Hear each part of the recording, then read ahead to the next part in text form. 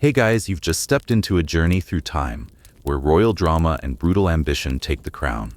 From the glittering halls of Byzantium to the vast deserts of Songhai, from the golden days of Timbuktu to the mighty Great Wall of China, tonight we meet the cruelest kings in history. Forget golden crowns. They brought blood, schemes, and scandals that would make Hollywood jealous. These stories come from ancient historians, full of drama and a hint of rumor.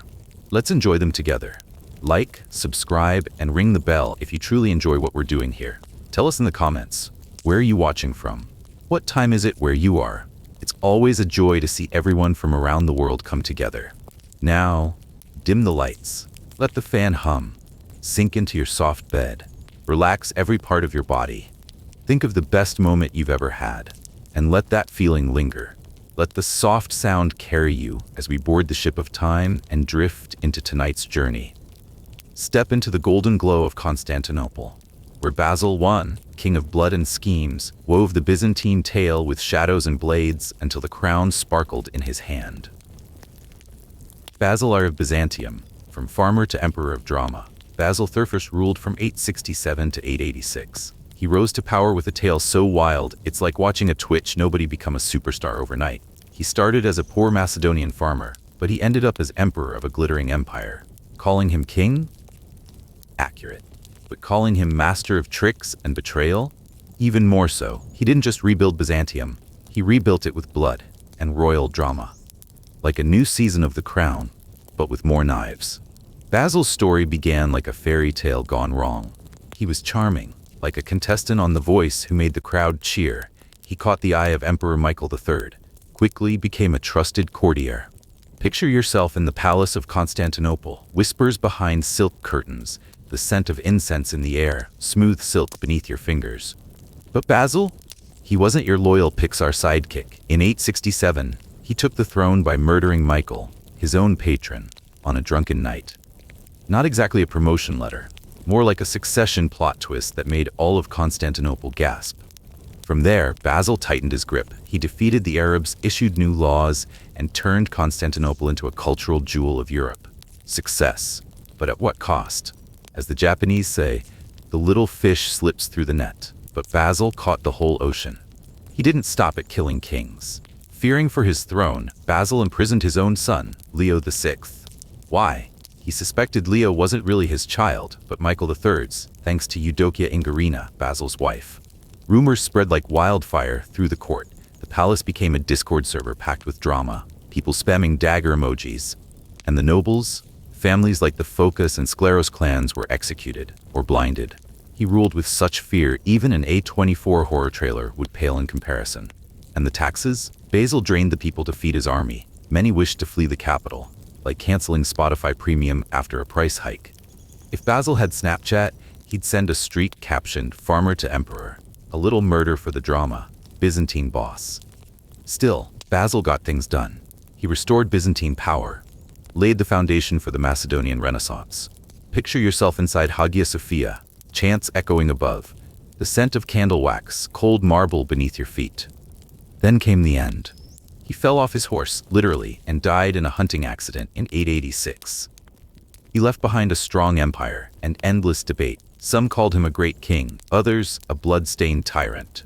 If Basil lived today, he'd be the villain in a DC movie, forcing Hollywood to rewrite the script, or a true crime podcast guest telling the story How I Took the Throne, with top ratings on Apple Podcasts. As the Latin proverb says, fate leads the willing and drags the unwilling. What do you think? Was Basil I a genius strategist or a cold-blooded traitor? And if you were Leo VI, how would you deal with the father who locked you away?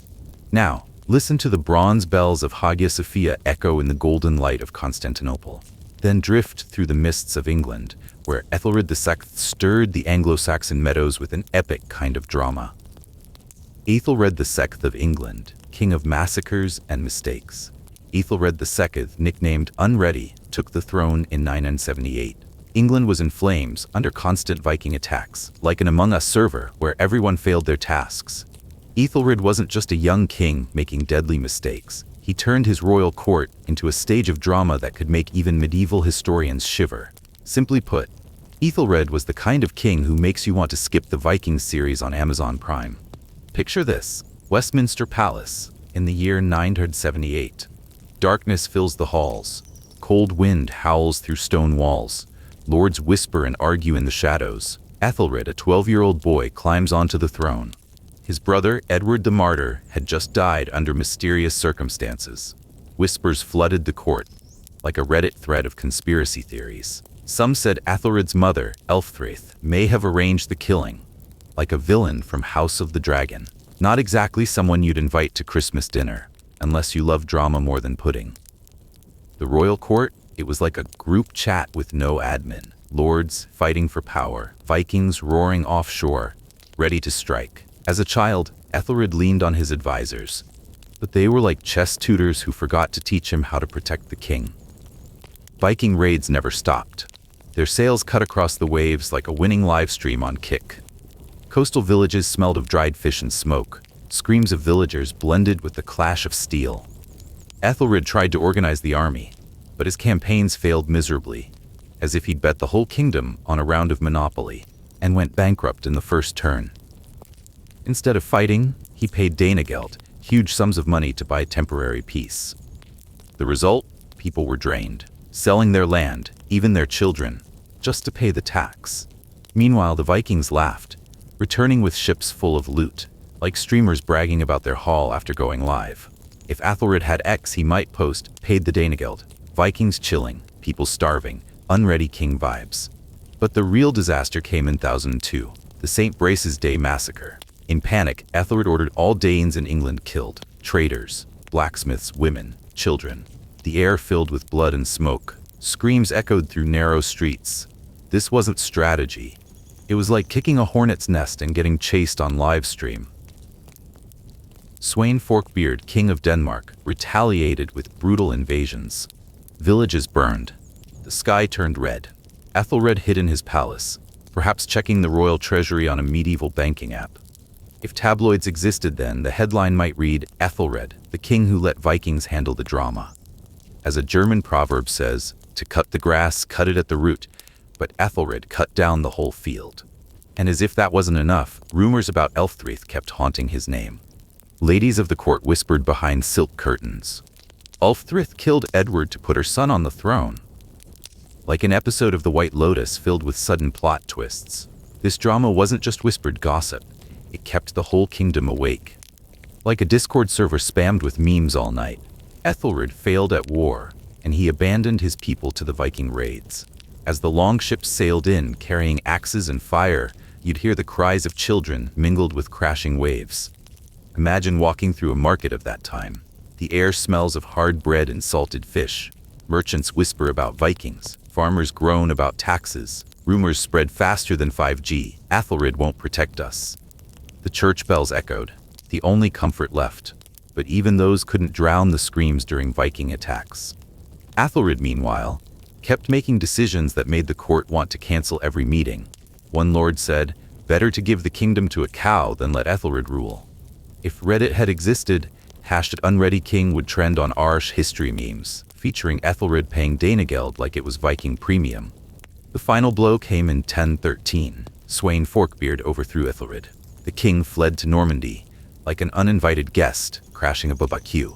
He returned briefly in 1014, then died in 1016, leaving England in Danish hands. His legacy? A broken kingdom, a ruined name, and a chain of bad decisions that made historians want to downvote him on Reddit. Yet strangely, his failed campaigns in Danegeld laid the groundwork for future unity under King Canute, like a failed group project that still got a D+. If Ethelred lived today, he'd be a politician roasted on The Daily Show with the headline, "Ethelred, King of the Flop Decisions." Or in Game of Thrones, he'd be the character everyone hated and voted out in the first episode for picking the wrong alliance. As the Swahili proverb goes, the lion leaves tracks, but Ethelred left only ashes. What do you think? Was Ethelred a victim of his time, or a man who dug his own downfall? If you were his advisor, what would you have said to stop the St. Brace's Day massacre? Now, listen to the war horns of the Anglo-Saxons echoing through England's mist, and drift with us to the glittering banks of the Seine, where Robert first stirred the stone castles of Normandy with plots of power. Robert I of Normandy, the Duke of Brutality and Legacy. Robert I, Duke of Normandy, also known as Robert the Devil.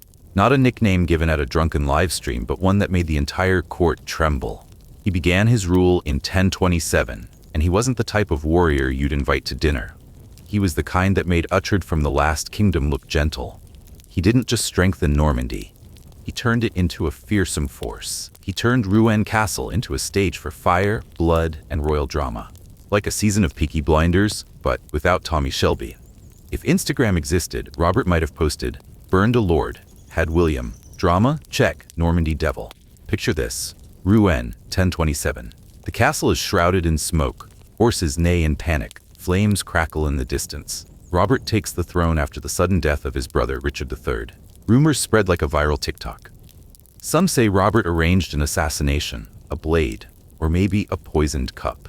Not exactly the kind of debut that earns you a warm invitation to a dinner party, unless the menu includes charred meat and betrayal. The court of Normandy smelled of leather and sweat, and it became a battleground. Robert crushed opposing lords with the coldness of a CEO firing his whole team over Google Meet. These nobles were used to court drama, but Robert's arrival, his armor gleaming, still made them shudder. He wasted no time proving why they called him the devil. He launched military campaigns, built stone castles, expanded Normandy's power like a YouTuber climbing the trending tab after a big win. You could hear hammers in the forges. The air smelled of hot steel and soot. He supported the King of France and made Normandy a medieval giant. But it came at a cost. Robert seized lands from the Archbishop of Rouen to fund his armies. He turned the church into an enemy, like sending a hostile DM to heaven itself. Behind stone walls, priests whispered, "Robert fears no god, only losing control." If there were tabloids, the headline might read, "Robert the Devil, burns lords, steals church land, full drama mode." As an old Arab proverb says, a king needs no crown, only a sword. But Robert's darkest scandal was burning rebel lords alive in front of a crowd. The flames rose, the screams echoed. The scent of scorched wood filled the square. This wasn't political genius. It felt more like a horror live stream that everyone muted halfway. And as if that weren't enough, Robert had a controversial affair with Herleva, a low-born woman who gave birth to William. The same William who would become William the Conqueror. The court buzzed like a Telegram group chat. The son of a laundress? Shameful. But Robert didn't care. He lifted William like a rare gem, even as whispers crawled behind silk curtains. It was the kind of drama that would have blown up TikTok. If Robert had a YouTube channel, his vlog title might be, "From Burning Nobles to Raising William." Click for the full Normandy drama. Now imagine walking through the markets of Rouen. The air smells of salted fish and damp wheat. Blacksmith smoke lingers. Merchants whisper of Robert's cruelty. Farmers groan under heavy taxes. Knights boast of new castles, symbols of Robert's rule. Normandy wasn't a peaceful place. It was like playing Elden Ring on nightmare difficulty. No checkpoints. Church bells still rang, but even they couldn't drown out the sound of hooves and fire. One noble once said, "I'd rather face Vikings than be Robert's enemy." Court drama flowed faster than wine, with Robert at the center, pulling the strings like a horror film director. If Discord existed, he'd run a server called Normandy Nightmares and ban anyone who challenged him. The climax came in 1035. Robert suddenly decided to go on a pilgrimage to Jerusalem, maybe to make peace with his brutal past, like posting an Instagram story with too many filters. But he never came back. He died on the road, leaving Normandy to young William, a child, and a realm on the edge. Robert's legacy, he made Normandy strong. He paved the way for the conquest of England in 1066. But the nickname Robert the Devil wasn't flattery, it was a warning. A duke who burned everything in his path, from nobles to the church's trust. As the Greek saying goes, those who live by the sword shall die by the sword. If Robert lived today, he'd be a villain in The Witcher. Even Geralt might flinch. Or he'd host a reality show called Devil's Den, ending each episode with a bonfire. So, was Robert a brilliant warrior? Or a true devil? If you were Herleva, how would you handle this royal chaos? Let the waves of the Seine lap gently against the stone of Normandy. Before we wander into the pine forests of Germany, where Henry IV would shake the church with a crown full of conflict. Henry IV of Germany, Emperor of conflict and ruthlessness. Henry IV, Holy Roman Emperor, reigned from 1056. The kind of king who makes you wonder, was the crown cursed with drama? He had no official nickname like Henry the Mad, but with his defiance of the Pope, his brutal suppression of revolts, and a court that resembled a tragic play, he earned the title, Henry the Reckless. He ruled with an iron hand. But what he left behind was snow, blood, and arguments intense enough to make HBO jealous. If Henry had TikTok, he would post, defied the Pope, crushed Saxony, drama, nailed it, hashed Holy Roman boss. Picture this, the year is 1056. A cold German palace, church bells echo like a grim melody, mixed with wind hissing through stone windows. Henry, just 6 years old, inherits a kingdom in chaos. Lords argue like a Twitch stream with no moderators. The scent of candle wax and dry ink hangs over the council room as advisors whisper about the boy king's future. As he grows up, Henry earns his reckless name. He tightens royal power like a CEO rewriting the entire Silicon Valley playbook. At his peak, Henry leads campaigns against the Saxons, turning the empire into a medieval war machine. Horse hooves thunder across foggy fields. Wet earth and blood fill Saxon valleys. He appoints loyal bishops, treating the church like chess pieces on a board of power.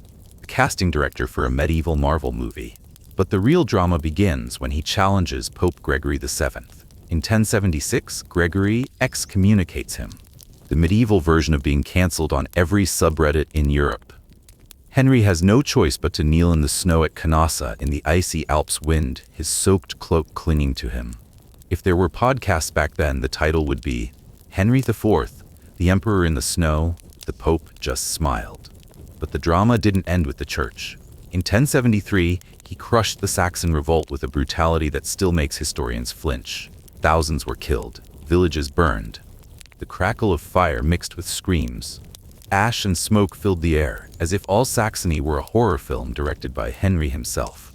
He imprisoned disobedient bishops, turning stone churches into jails, like sending a challenge email straight to heaven.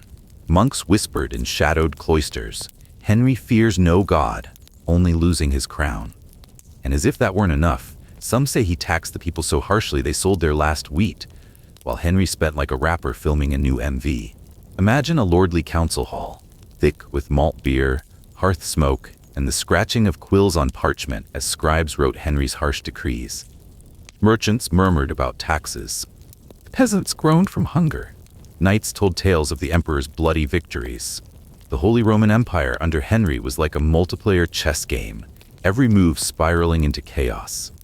Churches, echoing with soft prayers, offered the only peace, but even their bells couldn't drown out the gallop of hooves or the screams from burning towns.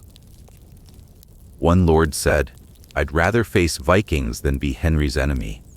If there were 1970s TV, Henry would be the villain making bishops sweat, with sharp eyes and a crooked crown. His court drama reached beyond palaces. He shook Europe with the investiture controversy, a power struggle between crown and cross. Monasteries became battlegrounds. Pope-aligned monks plotted in shadows. Henry struck back, appointing bishops like casting a blockbuster film. The smell of ink and parchment filled libraries as his decrees were copied. Every word, a declaration of war. Exhausted by taxes, the people gathered in foggy forests, whispering of a king willing to burn down faith itself to keep his throne. If Henry had YouTube, he'd be a controversial vlogger, each episode ending in an argument with the Pope. And then, in 1105, his own son, Henry V, betrayed him, a twist worthy of an HBO finale. Henry IV was imprisoned, lost his crown, died alone in 1106. He left an empire in unrest. His legacy? He strengthened royal authority, reshaped church-state relations, but paid with blood and shame. And with that image, kneeling in the snow at Canossa, a humiliation Europe never forgot. As the English proverb goes, a crown can't hide weakness. If Henry lived today, he'd star in The Tudors with enough church drama to crash Netflix servers, or host a reality show called Holy Roman Rumble, each episode ending in an excommunication or another battle. So, was Henry IV a bold reformer, or a reckless ruler who burned bridges with God? And if you were the bishop at Canossa, would you forgive him? Now listen to the pine leaves rustle in the cold German woods, Then follow the sun to Toledo, where Alfonso VI stirred the Reconquista with tragedies worthy of Spanish legend. Alfonso VI of Castile, the king of suspicion and severity. Alfonso VI, king of Castile and Leon, began his reign in 1072. He was the kind of ruler that made you wonder if the throne was forged from blood and drama or just the result of a tragic flamenco. He was a central warrior of the Reconquista, uniting Spain with his sword and his ambition. But whispers of fratricide and his ruthless rule made him resemble a bank robber for money heist more than a wise monarch. If Alfonso had Instagram, he'd post a story that said, "Toledo is mine. Family drama? Ole. Castile conqueror." Picture this. You're standing inside the Palace of Toledo. Torchlight flickers across stone walls. The dry wind from the Castilian plains mingles with distant notes of a flamenco guitar. Alfonso took the throne in 1072 after the shadowy death of his brother Sancho II during the siege of Zamora. Nobles whispered, as if reacting to a plot twist in Money Heist, that Alfonso orchestrated the assassination, perhaps with a blade in the dark. Not exactly someone you'd invite to Saturday night tapas. His court, thick with olive oil and red wine, became a battleground. He imprisoned rivals, even his sister Urraca. Like a Spanish director cutting side characters to keep the spotlight for himself. In his peak years, Alfonso captured Toledo in 1085, a major victory in the Reconquista. He became the most powerful king in Spain. Horses neighed, war drums echoed across the fields, dust and blood hung heavy in the air. He united Castile and Leon, building a kingdom as solid as an undefeated bullring. But glory had a price. Alfonso led brutal campaigns against Muslim realms and neighboring kingdoms. Villages burned, screams mingled with the flowing of the Tagus River. If there were X, a thread might read, "Alfonso VI, hero of Toledo or bloodthirsty king?" Retweet your thoughts. The greatest scandal? The death of Sancho II. Court ladies whispered in dark alleys of Toledo like fans debating a leaked Elite episode. Alfonso did it, to seize the crown. The drama kept the kingdom up at night. He imprisoned Urraca, locked away opposing nobles, turned the palace into a prison, as if daring anyone to step into the bullring with him. And still, he imposed harsh taxes to fund his wars. People went hungry. They sold their last sheep to pay up, while Alfonso spent like a flamenco star blazing money on a grand performance. If there were medieval tabloids, the headline would read, "Alfonso, king of blood, tax, and family drama." As the Persian saying goes, "He who conquers with a sword rules with fear." Now imagine walking through a Toledo market.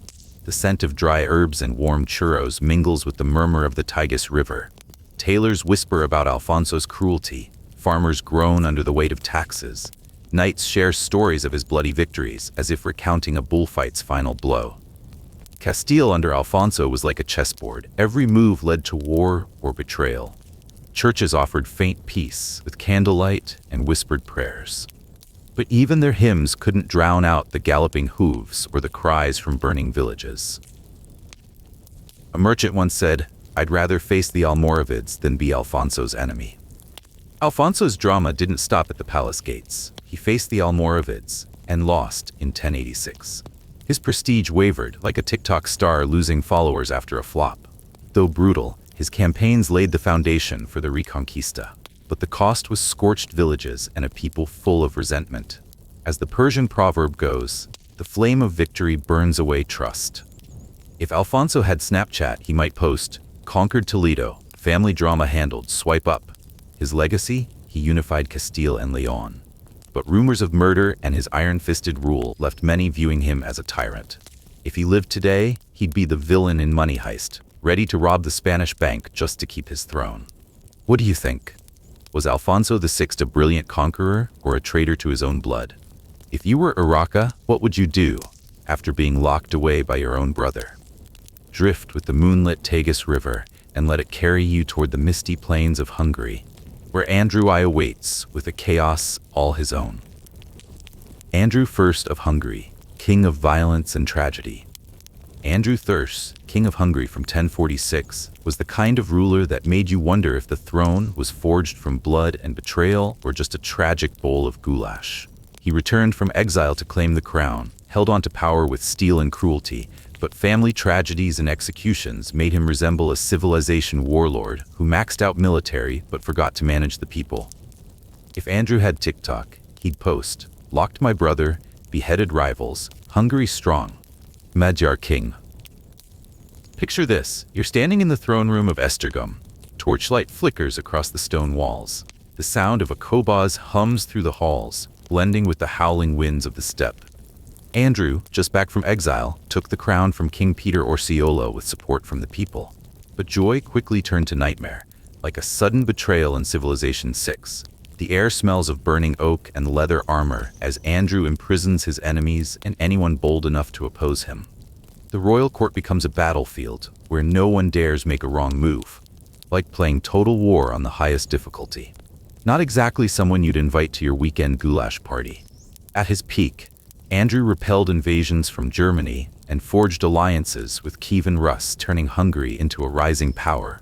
Horses neighed. War drums rolled across the plains. The wind carried the scent of dry grass and fresh blood. He held his grip on power by crushing nobles and silencing the people, like a Crusader Kings player who clicks execute without a second thought. But the real drama began when he imprisoned his brother Bela, the rightful heir, just to keep the throne for himself. Ladies of the court whispered in cold stone corridors like fans dissecting a twist in some Eastern European drama. Andrew fears Bela might take the crown. If there were medieval blogs, the title would be Andrew was King Locke's brother turns family into horror DLC. Andrew's biggest scandal? The executions at Esztergom. He ordered rebel lords beheaded in public. Blades cut through air as screams echoed through the square. The smell of blood and bonfires soaked the stone. It was clear. Andrew wasn't here to play. He crushed uprisings with violence, leaving villages burned. The wind carried both ash and sorrow. He taxed heavily to fund wars. People starved. They sold their last horses just to pay up, while Andrew spent like a warlord throwing a folk festival with a bonfire made of gold. If tabloids had existed, the headline would be, Andrew was king of blood, taxes, and family drama. As the Latin saying goes, power is not shared, it is seized. Now imagine standing on a hill in Hungary. The smell of wildflowers and smoke mixes with the wind that stirs war banners. Farmers whisper about brutal taxes. Blacksmiths recount bloody victories. Monks mutter prayers in the shadows of churches. Hungary under Andrew felt like a game of civilization. Every choice led to bloodshed or betrayal. Churches rang their bells into the foggy dawn. They offered some comfort, but not enough to drown the hooves and the cries of broken villages. A warlord once said, "I'd rather face the Germans than be Andrew's enemy." But Andrew's drama wasn't just behind palace walls. He faced invasions, but the moment he jailed Bela, he planted seeds of downfall. Nobles whispered in smoky battlefield tents, surrounded by leather and fire, about a king who would sacrifice his own family just to stay on the throne. Andrew strengthened Christianity in Hungary, making it the state religion. But the price was fear. As the Latin saying goes, the crown won by blood is kept by fear. If Andrew had X, he'd post, rivals executed, brother jailed, Hungary undefeated, Magyar warlord. In 1060, Bela rebelled and overthrew Andrew in a bloody battle, or an assassination, depending on which whisper you trust. It was the kind of twist fit for a historical drama from Eastern Europe. Andrew died, leaving Hungary in chaos. His legacy? He built Hungary into a power, laid the foundation for Christianity, but cruelty and family tragedy overshadowed his name, like a Crusader Kings player betrayed by allies on the final turn. If Andrew lived today, he'd be a warlord in a grim medieval film, the kind that makes audiences shiver. So what do you think? Was Andrew a skilled ruler, or a traitor to his own blood? If you were Bela, what would you do after being locked up by your brother? Step into the Hungarian wind, and follow the scent of spice to Delhi, where Muhammad bin Tughluq awaits with a tragedy of his own. Muhammad bin Tughluq of Delhi, Sultan of ambition and chaos. Muhammad bin Tughluq, Sultan of Delhi from 1325, was the kind of ruler that made you wonder whether ambition was just a rushed Bollywood script or simply a bad idea, executed even worse. He was a reformer with grand dreams, but wild policies and cruelty turned him into the main character of a historical slumdog millionaire, a man admired and feared by his entire kingdom.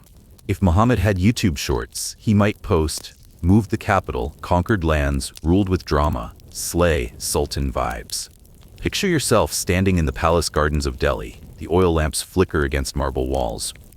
A tabla beats softly in the distance, mixing with the dry desert wind. Muhammad rose to power in 1325, armed with bold plans, currency reform, territorial expansion. Like a startup founder trying to turn Delhi into medieval Google. But the scent of jasmine soon gave way to desert dust and the smoke of battle. He launched wars on neighboring kingdoms with the flair of a Bollywood director unafraid of explosions. His court, filled with Persian rugs and pungent spice, turned into a startup pitch room where every idea sparked debate. In his prime, Muhammad built a modern administrative system. He seemed intent on transforming Delhi into the Silicon Valley of the Middle Ages. The scratch of pens on parchment filled his offices. The smell of ink and candle wax hung in the air. He conquered new lands and strengthened the Delhi Sultanate. But his ambition soon spiraled into disaster, like a miswritten scene from RRR. One bold move, relocating the capital from Delhi to Daulatabad. It sounded visionary, but in practice it was like moving a whole city for a group yoga retreat in the middle of the desert. Thousands were forced to migrate.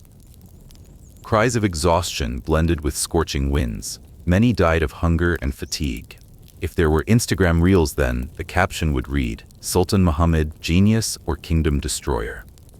The biggest scandal was the Daulatabad migration policy. He ordered thousands to abandon Delhi, herding people and livestock across the desert as if casting the entire kingdom in a survival movie with no happy ending. The air filled with hot dust and sweat as people stumbled forward in despair. He executed hundreds who dared resist. His sword sliced through the air in public squares, followed by screams. Some whispered he had slaughtered masses of prisoners, as if sending a clear message. Disobedience was a one-way ticket to hell. He taxed heavily. People starved. They sold their last carpets just to pay the state.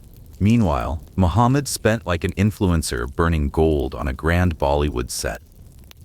If tabloids existed in the 1980s, the headline might have read, Muhammad bin Tughlaq, the sultan who broke Delhi with crazy ideas.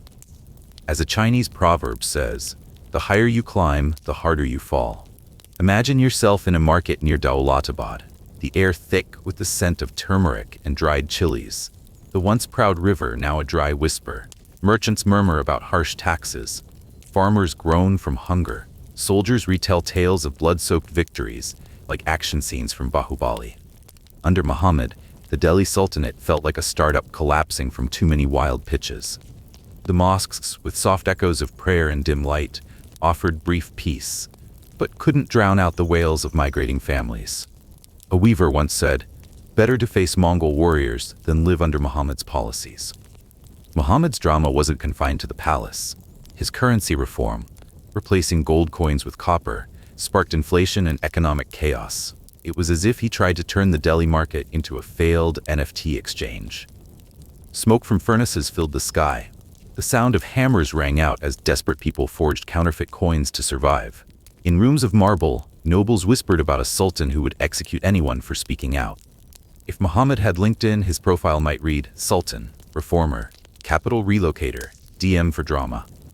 In 1351, Muhammad died during a campaign. He left behind a Delhi Sultanate in turmoil. His legacy? He expanded the empire, laid groundwork for reform. But his wild decisions, like the Daulatabad migration, made him remembered more as a tyrant. As a Chinese proverb warns, great ambition, great consequence. If he lived today, Muhammad would star in a historical Bollywood film, plot twists and all. Do you see him as a bold reformer or a mad sultan? And if you were a citizen of Delhi, how would you respond to his order to leave your home? Now drift past the spice-scented streets of Delhi and into the fog of Bulgaria, where Vladimir Rosata waits, bringing chaos of a different kind.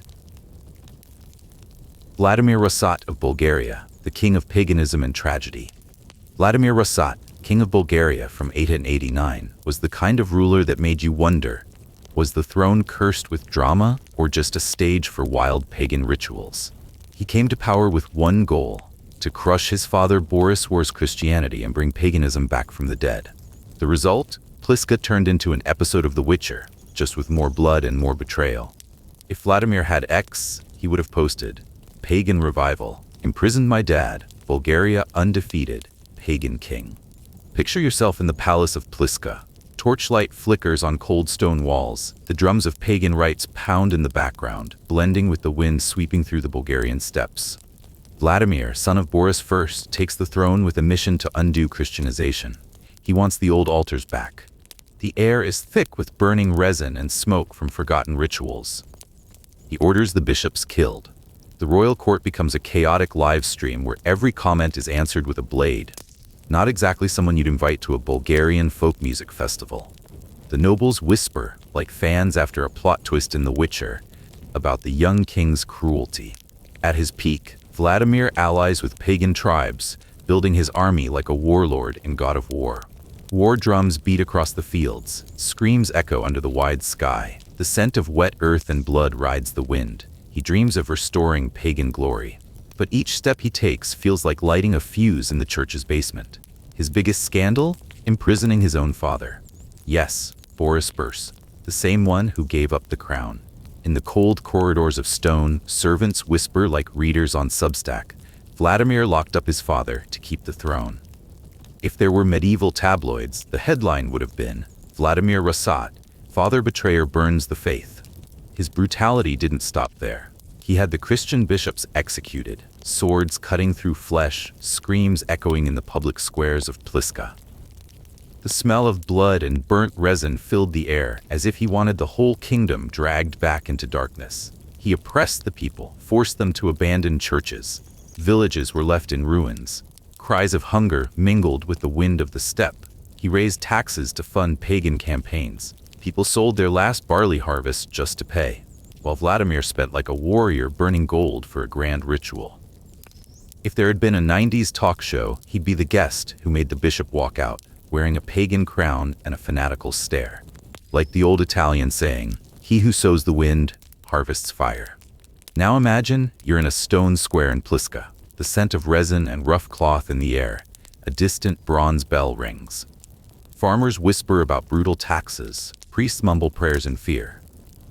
Soldiers trade tales of blood-soaked campaigns, like they're retelling battles from God of War. Under Vladimir, Bulgaria feels like a flipped-over chessboard. Every move leads to chaos. The churches, their prayers echoing through the mist, are the only calm. Even they can't drown out the cries from ruined villages. A blacksmith once said, "I'd rather face the Byzantines than live under Vladimir's rule." But the palace was only the start of the drama. He made pagan alliances, but the moment he jailed Boris I, the seeds of tragedy were sown. In the smoky tents of war, nobles muttered about a king who'd betray his own blood. Vladimir dreamed of a pagan revival, but each act was just fuel on the fire. As the Italian saying goes, the fire of ambition burns even the heart. If Vladimir had Instagram reels, he'd post, "Pagan revival, locked up my dad, legendary Bulgaria." With a dramatic soundtrack, of course. In 893, Boris I escaped. He led a revolt and overthrew Vladimir. The young king was blinded, imprisoned, and his reign ended in disgrace, like a final boss defeated in God of War. Vladimir's legacy? He failed to bring back paganism, but his brutality accidentally strengthened Christianity in Bulgaria. If he lived today, he'd be the villain in The Witcher, the one who made the whole church shiver. So what do you think? Was Vladimir Rasate a fanatic? Or a victim of ambition? And if you were Boris, what would you do, locked away by your own son? Drift past the resin-scented streets of Pliska and follow the glinting Seine, where Louis V stirs up a tragedy of his own. Louis V of France, the king of incompetence and collapse. Louis V, the last king of the Carolingian dynasty, ruled from 986 to 987. He was the kind of monarch that made you wonder, was the throne just a wobbly chair in a French comedy play? Nicknamed Louis the Do-Nothing, he wasn't lazy. Just hopeless. He turned the palace in Paris into an episode of Emily in Paris, with no fashion, no romance, and a lot of confusion. If Louis had TikTok, he'd post, "Running a kingdom? Oops, lazy king." Picture yourself in the stone halls of Paris. Torchlight flickers on damp walls. The Seine whispers outside, while uneasy whispers stir within the court. Louis, just 19, ascends the throne of a divided kingdom. Like an influencer put in charge of a brand campaign but forgot the brief. The air smells of old wine and worn leather as nobles murmur doubts about the young king's ability. He inherited a crumbling Carolingian dynasty. But instead of reviving it, he ran it like a startup that went bankrupt on launch day. During his short reign, Louis tried to tighten control. He raised taxes, cracked down on rivals, but he lacked leadership, like a background actor in Emily in Paris who forgets his line. Footsteps echo down the corridors, messengers bringing news of rebellious lords. Louis's biggest scandal? His own incompetence. He let nobles and bishops pull the strings behind the scenes, turning the palace into a runway where no one respected the designer. If there had been medieval tabloids, they'd scream, "Louis V, useless king turns Paris into a wine flop." As the Russian saying goes, a throne can't hide weakness. Louis wasn't a bloody tyrant, but still his people suffered. He clashed with powerful bishops, angered the church, as if he'd ignored God's dinner invitation. The church bells rang like warnings, but Louis was too busy arguing with his advisors to hear them. He left the people exposed to civil war and invasion. Villages burned. The cries of the hungry rose with the forest wind. He taxed the poor to fund useless efforts. People sold their last wheat just to pay. Meanwhile, Louis spent like a noble blowing gold on a new fur coat. If there were talk shows in the 1980s, he'd be the guest that made the audience yawn, with a crooked crown and a vacant stare. Now imagine you're in a hunting forest outside Paris. The scent of wet leaves mixes with campfire smoke. The Seine glimmers nearby. Farmers whisper about taxes. Knights tell stories of Louis's failures, like recounting a Paris fashion show that went horribly wrong. France under Louis felt like a poker game where the king bluffed without checking his hand. The churches, glowing with candlelight, offered the only calm. Even they couldn't drown out the bickering from the royal court. A merchant once said, "I'd rather face the Vikings than live under Louis." The drama didn't stop at the palace. Louis tried to suppress rebellious nobles, but every move only fanned the flames. As the Russian saying goes, a weak man in power leaves the kingdom in ruins. If Louis had Instagram, he'd post, "Trying to hold the throne. Failed again? C'est la vie," with a washed-out filter. In 987, Louis died suddenly in a hunting accident. Maybe because he was too focused on his wobbly crown to see the tree in front of him. His legacy? He didn't just fail. He weakened the Carolingian line and cleared the path for Hugh Capet and the Capetian dynasty. If he lived today, Louis would be a background character in Emily in Paris, laughed at for one flop after another. So what do you think? Was Louis V the victim of circumstance or the author of his own chaos? And if you were his advisor, what would you do to save his crumbling kingdom? Now drift with the wind to the Serbian mountains, where Stephen Uroš III carries his own family tragedy, and a very different kind of chaos. Stephen Uroš III of Serbia, the king of tragedy and brutality. Stephen Uroš III, also known as Stefan Dušanski, ruled Serbia from 1322. He was the kind of king that made you wonder, was the throne a ticket into a bloody Balkan drama or just a tragic Orthodox cathedral? He rose to power after being blinded and exiled by his father, only to imprison that same father and later be killed by his own son. A character straight out of Kingdom of Heaven, with too many daggers and far too much betrayal. If Stephen had Snapchat, he'd post, "Imprisoned dad, betrayed by son, Serbia still standing, Balkan king." Picture yourself on the palace courtyard in Skopje. Torchlight dances over marble floors. Folk music echoes faintly, blending with the wind rushing through the rocky peaks. Stephen, once blinded and exiled by his father, Stephen Uroš II Milutin, returned and seized the throne by locking that same father in a dungeon. The scent of sandalwood and beeswax from Orthodox churches fills the air as nobles whisper about the cruelty of their new king. Court life feels like a Balkan music performance where every note leads to betrayal. Not exactly the kind of rise to power you'd toast at a Serbian wine festival. In his strongest years, Stephen defeated Bulgaria and strengthened Serbia. He built grand Orthodox churches, as if trying to show all of the Balkans that he was God's chosen warrior. Church bells rang across stone hills. Incense smoke and fire swept through the valleys. He won the support of the Orthodox Church. But each victory came at a bloody cost. He ordered the execution of disloyal lords in Skopje. The sound of swords slicing the air mixed with screams, like a battle scene in Kingdom of Heaven. If there were medieval podcasts, one title might be Stephen Uroš III, From Exile to Imprisoning Dad, top-tier Balkan drama. His greatest scandal was imprisoning his own father. After being blinded and exiled, he returned and locked Stephen Uroš II in prison. A Kingdom of Heaven plot twist if there ever was one. Handmaidens whispered in dark hallways, like Patreon fans debating, did Stephen betray his father just to keep the crown? He executed rebellious nobles, turning Skopje's public square into a theater of fear. The smell of blood and fire hung thick in the air. He taxed harshly to fund his wars. People struggled, selling even their last sheep, while Stephen spent like a warlord throwing a massive Balkan festival. If there had been 1970s tabloid covers, they'd read, Stephen Uroš III betrays dad, gets betrayed by son. As the Indian saying goes, he who sows suffering shall reap bitter fruit. Now picture yourself on a rocky hill in Serbia.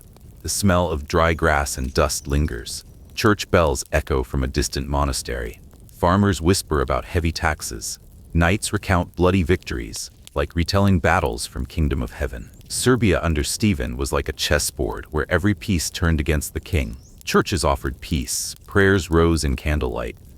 But even they couldn't drown out the screams from prison cells. A merchant once said, I'd rather face the Bulgarians than live under Stephen's rule. The drama didn't stay within palace walls. Stephen built up Serbia, but his brutality planted seeds of rebellion. His greatest enemy became his own son, Stephen Dušan. In battlefield tents, nobles whispered beneath the scent of leather and smoke, of a king who sacrificed family to keep his crown. If Stephen had X, he'd post, defeated Bulgaria, built churches, Serbia, legendary, with the hashtag Balkan warlord. In 1331, Stephen Dušan rebelled, overthrew his father, and killed him in prison. His reign ended in blood and disgrace. As the Indian saying goes, a divided family brings down a kingdom. Stephen's legacy? He did strengthen Serbia. The church later declared him a saint. But the tragedy within his own family left many to remember him as a tyrant.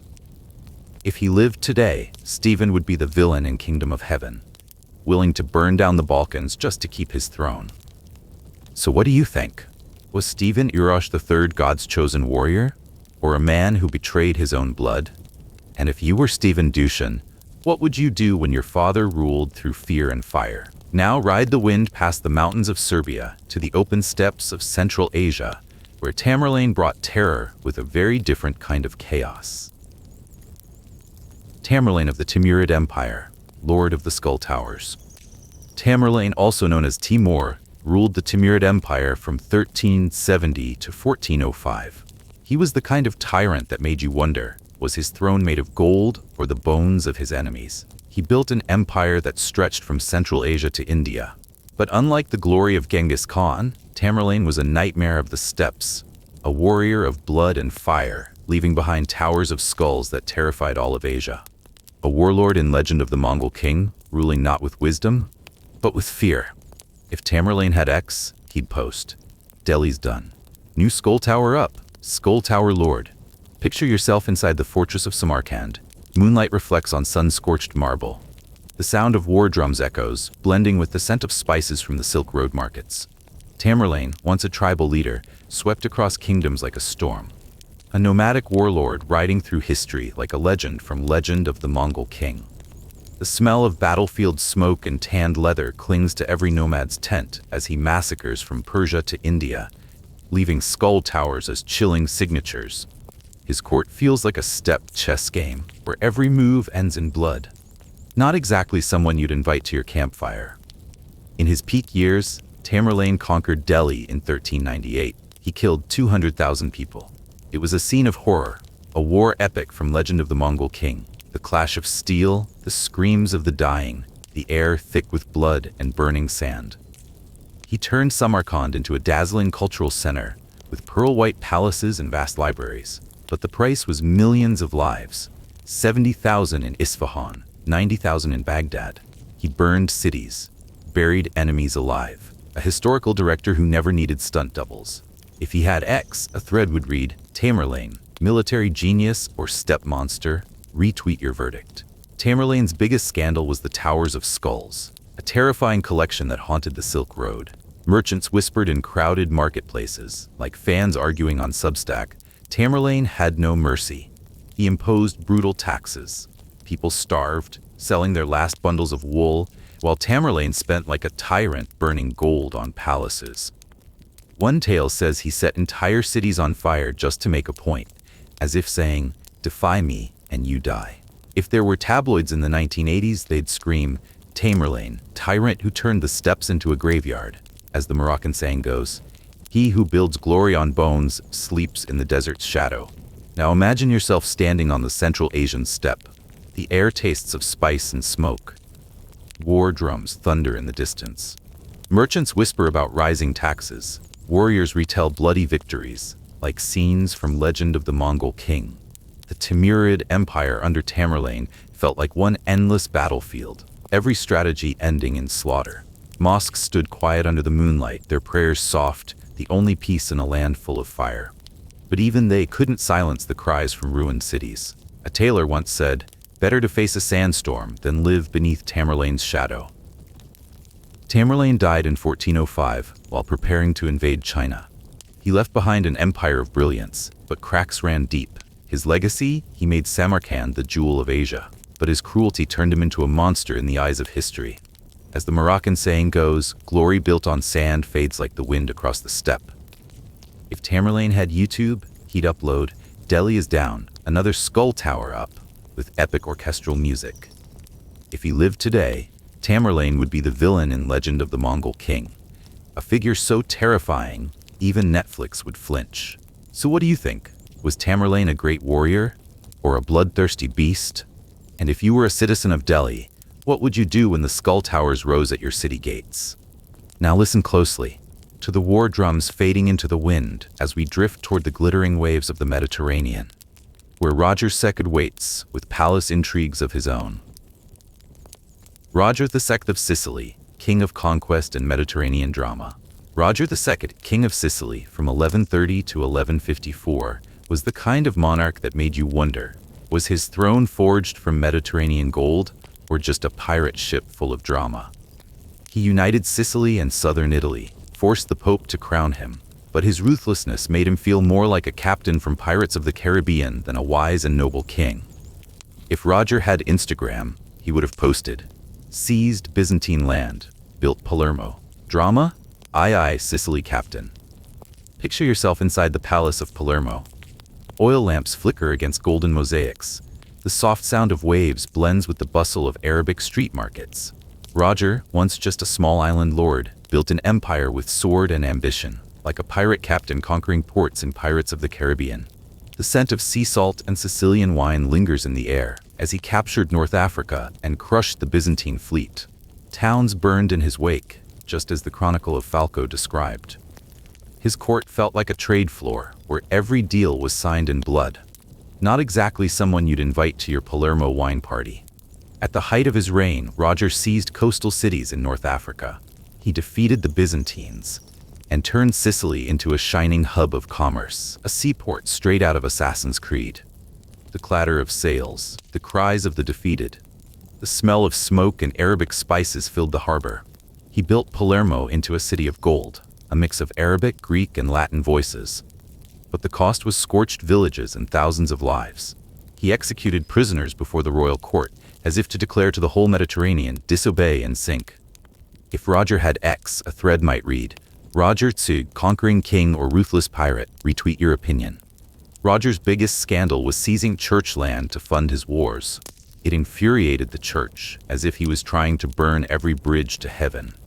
Merchants whispered in Palermo's markets, like fans on Substack, "Roger fears no pope." He imposed heavy taxes. People in Sicily and North Africa were left struggling, selling off their last drops of olive oil. Meanwhile, Roger spent like a merchant king, burning gold on new war fleets. One tale says he executed rivals in the town square, a public scene fit for Pirates of the Caribbean.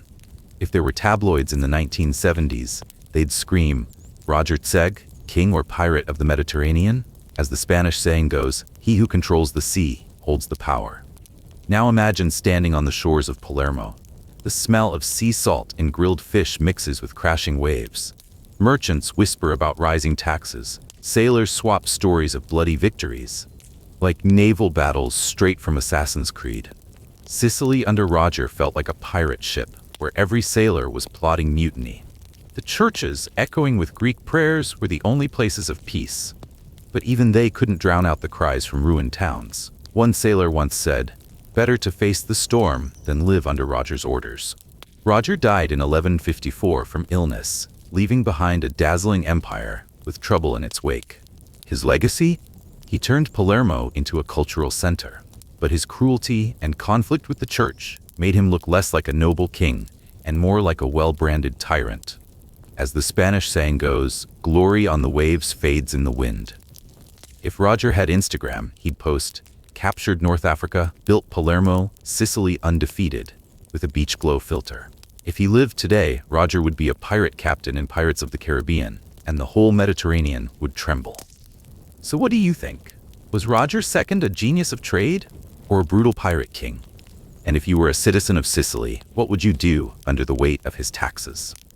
Now, as we drift across the Mediterranean, leave the salt winds behind, and step into the mists of Transylvania, where Vlad Tepes waits, with a terror all his own.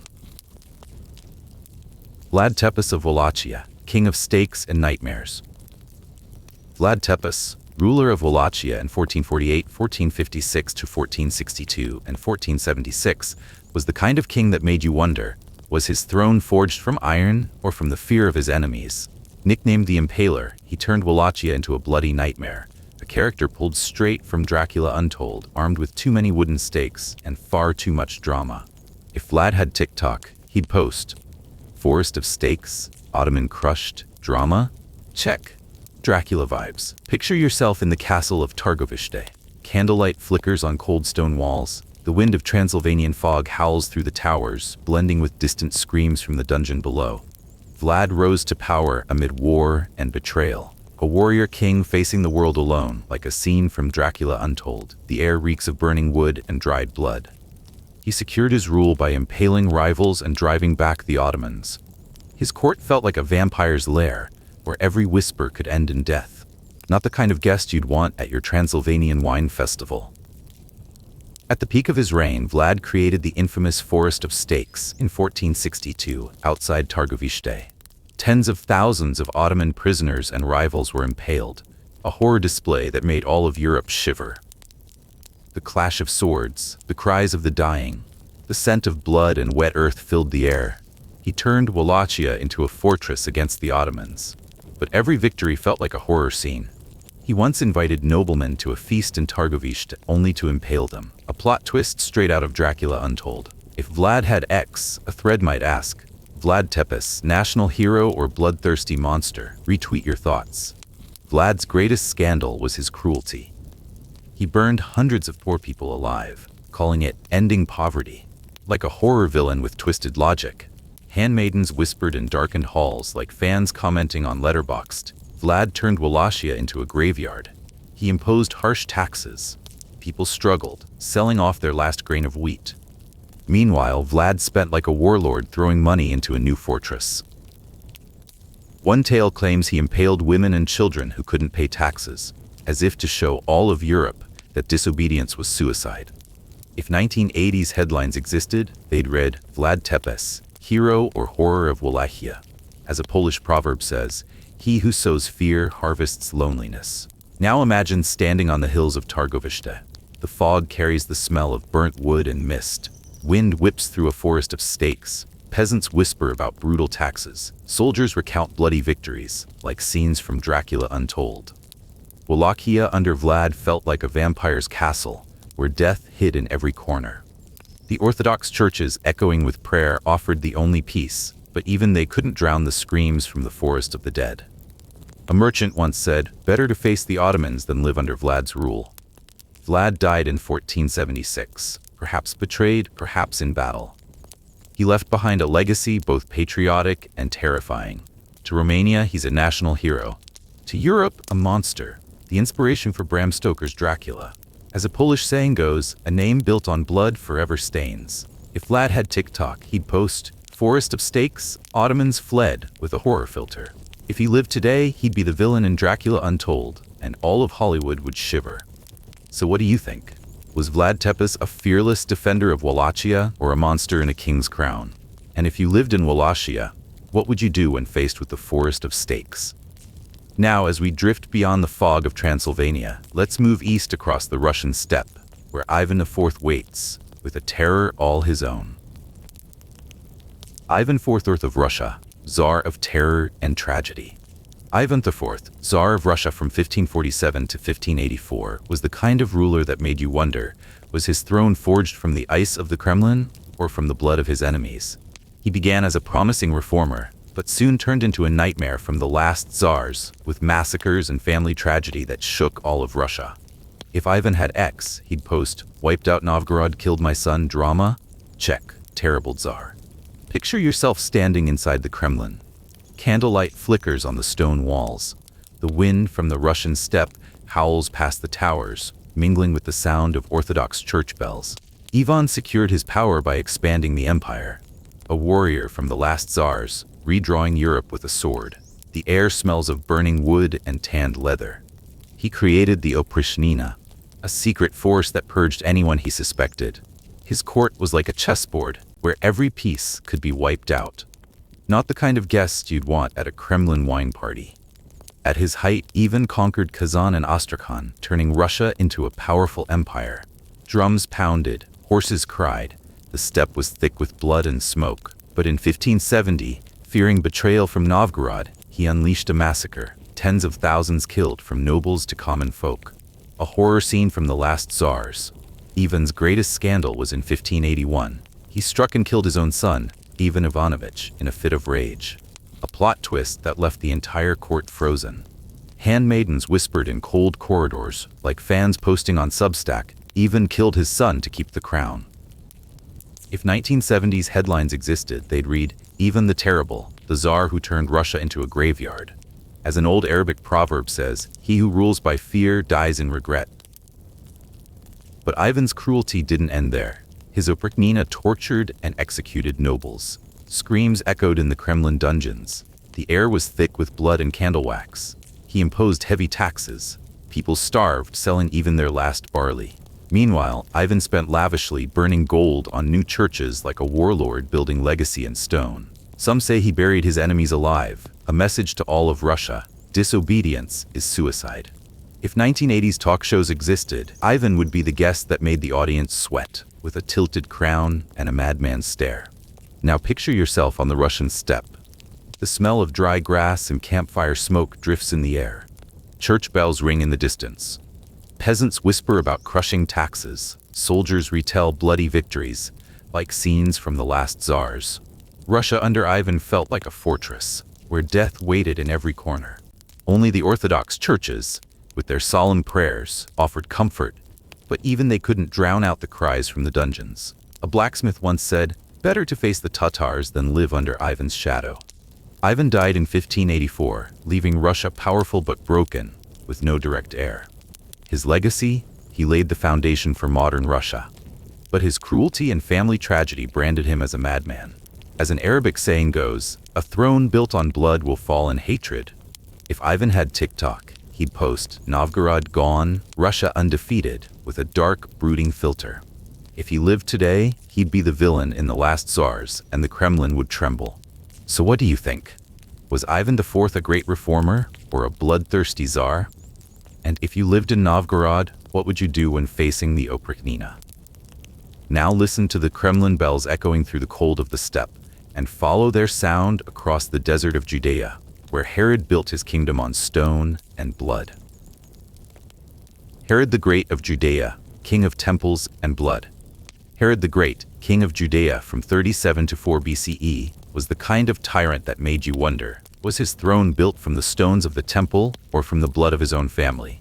He built a glorious second temple, but left behind a bloody legacy, executions and massacres, like a villain from the Nativity story haunting all of Jerusalem. If Herod had X, he'd post, "Temple done, Bethlehem quiet, King of Judea." Picture yourself standing before the temple in Jerusalem. The desert sun scorches the stone. prayers echo, blending with the scent of frankincense from temple priests. Herod, once a Roman client king, secured his power by building Masada and the temple, like a warlord from the Nativity story, ruling by gold and fear.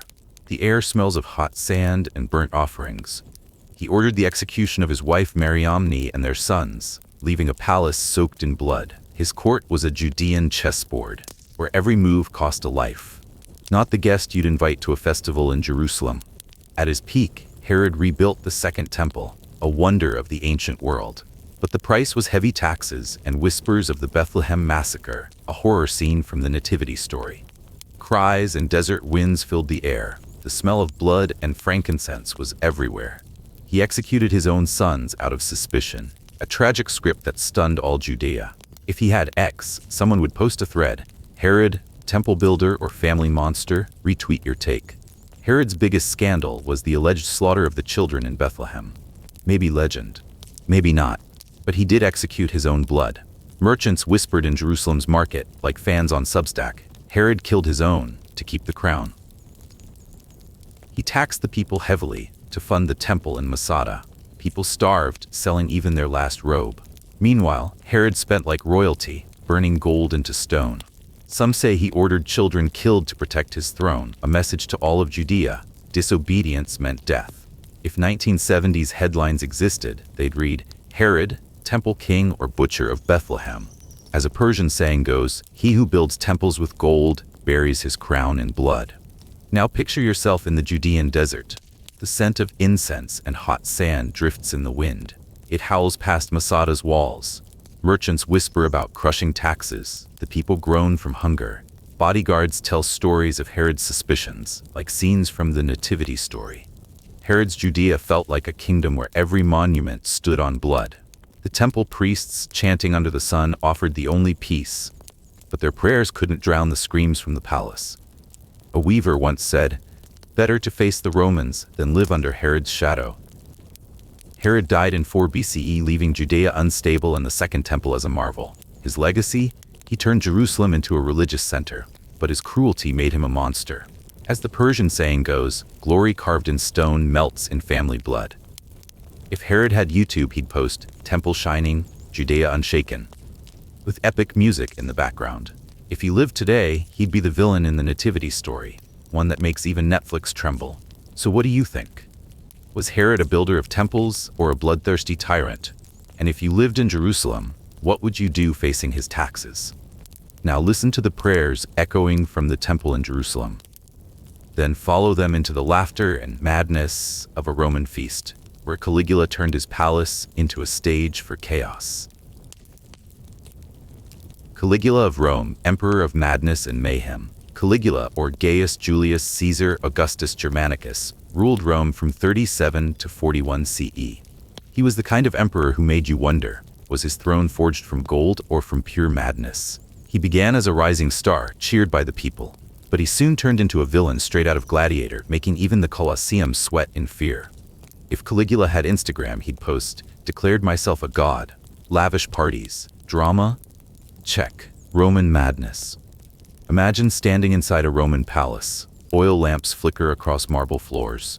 The crowd's roar from the Colosseum mingles with the clink of wine goblets at a feast. At first, Caligula funded aqueducts and strengthened the army, like a gladiator-era emperor seeking glory. The air is thick with wine and incense, but it wasn't long before he flipped the switch. He declared himself a living god, forced people to kneel before him. His court was like an arena, every match ending in betrayal. Not someone you'd invite to a Roman banquet. At his height, Caligula built infrastructure, but his wild parties and executions of senators shocked all of Rome. You'd hear screams from the arena, music from the banquet hall, the scent of blood and roses in every breeze. The biggest scandal? Rumors of incest with his sisters, especially Drusilla. A plot twist that stunned the entire palace. Nobles whispered in marble hallways, like fans gossiping on Letterboxd. Caligula turned Rome into a circus. He taxed the people hard. They sold their last gold rings just to survive. Meanwhile, Caligula burned money to build temples for himself. If the 70s had newspapers, the headlines would scream, "Caligula, emperor or madman of Rome." As a Turkish proverb goes, he who sees himself as a god falls in the shadows. Now imagine standing in the Colosseum. Smoke and the scent of leather float in the air. The crowd cheers. The sand shakes. Merchants whisper about brutal taxes. The people groan from hunger. Bodyguards share stories of Caligula's madness, like tales from a gladiator duel. Rome, under Caligula, felt like a circus where every act ended in chaos. The temples, with prayers echoing inside, offered brief peace, but their chants couldn't silence the screams of the condemned. A tailor once said, "I'd rather face the lions in the Colosseum than live under Caligula." Caligula was assassinated in 41 CE, killed by his own guards. He left Rome in total chaos. His legacy? He strengthened the army, but his madness shattered the dignity of the empire. As the Turkish saying goes, when madness reigns, the throne crumbles.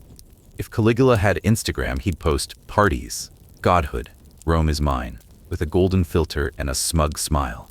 If he lived today, he'd be the villain in Gladiator 2, the one that makes all of Rome tremble. So what do you think? Was Caligula a reformer or a mad emperor? And if you lived in ancient Rome, what would you do when the tax collector came? Now listen to the laughter echoing from a Roman feast. Then follow it into the smoke on Palatine Hill, where Nero turned Rome into his own burning stage play. Nero of Rome, emperor of ash and madness. Nero, emperor of Rome from 54 to 68 CE, was the kind of ruler who made you wonder, was his throne forged from Palatine gold or from the ashes of a burning Rome? He stepped onto the stage of history praising the arts, but soon became a living nightmare from Quo Vadis, with executions and fire that terrified the empire. If Nero had X, he would have posted, "Rome burns, I play the lyre. Emperor of flames." Imagine standing on Palatine Hill. Oil lamps flicker against hot marble walls. The sound of Nero's lyre mingles with the scent of smoke from Rome's slums. Nero, a young emperor once full of promise, turned the empire into his private theater.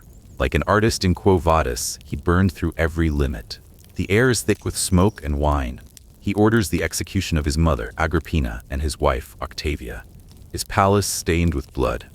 His court became a Roman circus where every act ended in tragedy, not someone you'd invite to a wine feast on Capitoline Hill. At his peak, Nero built the Domus Aurea, a golden, lavish palace. But the cost was the Great Fire of Rome in 64 CE. Thousands died. It felt like a disaster scene straight from Quo Vadis. The crackling of wood, the screams, the thick scent of ash and smoke covering the streets. He blamed the Christians, ordered torture and public executions. Like a director staging a horror play without a script. If he had X, one thread would read, "Nero, genius artist or mad tyrant? Retweet your take." Nero's biggest scandal was the Great Fire itself. Whispers claimed he started it to make space for his palace. Merchants gossiped in Trajan's market, like fans on Substack. Nero strummed his lyre as Rome burned. He taxed heavily to fund the Domus Aurea. People went hungry, sold their last silver rings to survive. Meanwhile, Nero spent like a king burning gold on parties. One tale says he forced senators to take their own lives, as if to prove that disobedience meant death. If the 70s had headlines, they'd scream, "Nero, the emperor who burned Rome to ash." As a Moroccan saying goes, he who sings over ashes will fall in darkness. Now imagine standing on the Roman Forum. Smoke and the scent of roses hang in the air. You hear the soft plucking of Nero's lyre. Merchants whisper about harsh taxes. The people groan from hunger. Bodyguards tell stories of Nero's madness, like describing a scene from Quo Vadis. Rome under Nero felt like a stage where every play ended in destruction. Temples, with trembling prayers, offered brief peace, but not enough to drown the screams from public executions. A tailor once said, "Better to face lions in the Colosseum than live under Nero's shadow." Nero took his own life in 68 CE, after the Senate declared him an enemy of the people. He left Rome in chaos. His legacy? He gave Rome the Domus Aurea and stories of art, but his cruelty turned him into a monster. As the Moroccan proverb says, "Glory built on ash vanishes like Rome's smoke." If Nero had YouTube, he'd post Domus Aurea complete, Rome reborn, with dramatic lyre music playing in the background. If he lived today, he'd be the villain in Quo Vadis, terrifying even Netflix. So what do you think? Was Nero a brilliant artist or a mad tyrant? And if you were Roman, what would you do when faced with his flames? Now breathe in the smoke from the burning city. Then drift onward to the golden light of Topkapi, where Suleiman the Magnificent wove an empire with gold and blood. Suleiman I of the Ottoman Empire, Sultan of glory and tragedy. Suleiman I, also known as Suleiman the Magnificent, ruled the Ottoman Empire from 1520 to 1566. He was the kind of king that made you wonder, was his throne forged from the gold of Constantinople or from the blood of his enemies? He expanded the empire from the Balkans to the Middle East, but he wasn't just a warrior. He became a symbol of glory and tragedy. Like the main character in Magnificent Century, he carried both a sharp sword and courtroom drama. If Suleiman had X, he would have posted, "Belgrade has fallen, Hürrem rises, #Sultan of Splendor." Picture yourself in the Topkapi Palace. The golden light of the Süleymaniye Mosque glows in the distance. The sound of Janissary trumpets echoes in the halls, blending with the scent of saffron from the Grand Bazaar. Suleiman, a young sultan, conquers Belgrade, then Rhodes, then Hungary. Like a warlord in Magnificent Century, he commands the Mediterranean. The air smells of spices and smoke. He defeats the Safavids, destroys the Hungarians. Cities burn in his wake. The palace feels like an Ottoman opera, where every note drips with blood, not someone you'd invite to a tea party by the Bosporus. At his height, Suleiman took Belgrade in 1521. He crushed Hungary at Mohacs in 1526. Tens of thousands were killed. Like a war scene from Magnificent Century, the clash of swords, the cries of the dying, the scent of blood and pine resin filling the air. He turned Constantinople into a cultural center, with the Süleymaniye Mosque and his own legal code, Kanuni. But the cost was ruined villages and countless lives. In 1553, he had his own son Mustafa executed, accused of betrayal. A plot twist that stunned the entire court. If X existed back then, one thread would read, Suleiman, Sultan of Justice or Destroyer of his own house? Retweet your opinion. His greatest scandal was a family drama. Under the influence of Hürrem Sultan, he ordered the deaths of Mustafa and his rivals, like a tragedy unfolding in whispers through the halls of Constantinople. Merchants murmured in the Grand Bazaar, like fans on Substack. Hürrem controls the Sultan. He taxed heavily to fund his wars. People suffered. They sold their last carpets to survive, while Suleiman spent like a lord burning gold on mosques and conquest. One tale says he ordered rebellious villages burned to the ground, as if warning the entire Mediterranean, disobedience is death. If the 80s had newspapers, a headline might scream, Suleiman, Golden King or Tyrant of the Bosporus. As the Egyptian saying goes, he who conquers with the sword must rule with gold. Now picture yourself on the banks of the Bosporus. The scent of saffron and campfire smoke mixes in the air. The Janissary horns echo across the water. Merchants whisper about rising taxes. Soldiers recount bloody victories, like scenes from Magnificent Century. The Ottoman Empire under Suleiman felt like a chessboard of power and survival. Each move meant life or death. Mosques echoed with quiet prayers beneath the moon, the only places offering a hint of peace. But even they couldn't drown out the cries from the battlefield. A weaver once said, "Better to face the Safavid army than live under Suleiman's shadow." Suleiman died in 1566 on a campaign in Hungary. He left behind a brilliant empire, but one filled with cracks. His legacy? He made Constantinople the jewel of the Mediterranean. But his cruelty and family tragedies turned him into both a golden king and a tyrant. As the Egyptian proverb says, glory upon a throne melts in the tears of a broken house. If Suleiman had YouTube, he might have uploaded Mohacs Falls, Constantinople Stands Eternal, with an epic orchestral track and a slow zoom on his mosque. If he lived today, Suleiman would be the main character in Magnificent Century. Netflix would be obsessed. So what do you think? Was Suleiman a sultan of justice or a tyrant of blood?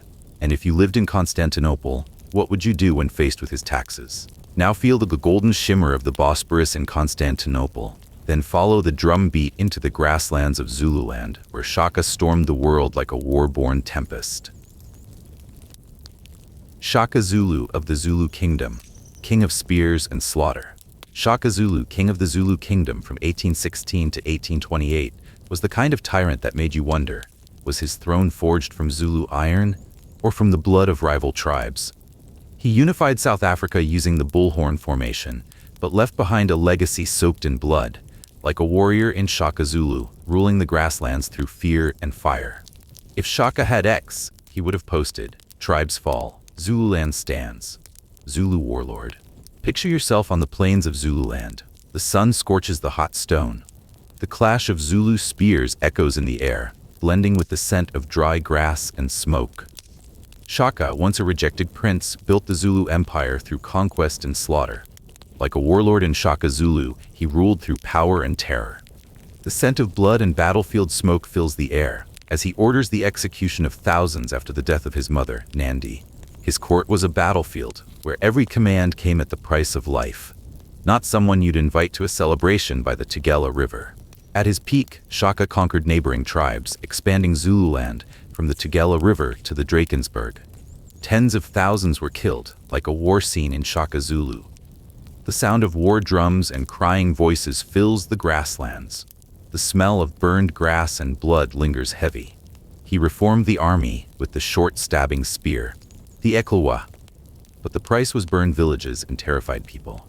If he had X, one thread would read, Shaka, tactical genius or monster of the plains? Retweet your opinion.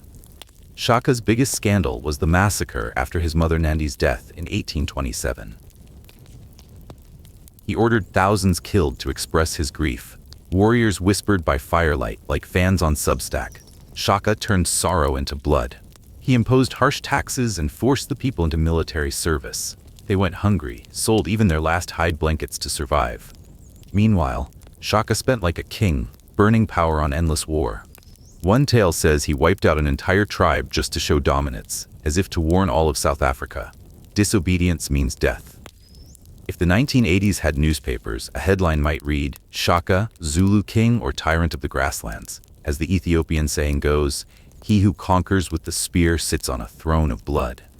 Now picture yourself on the plains of Zululand. The scent of dry grass and campfire smoke mixes with the sound of distant war drums.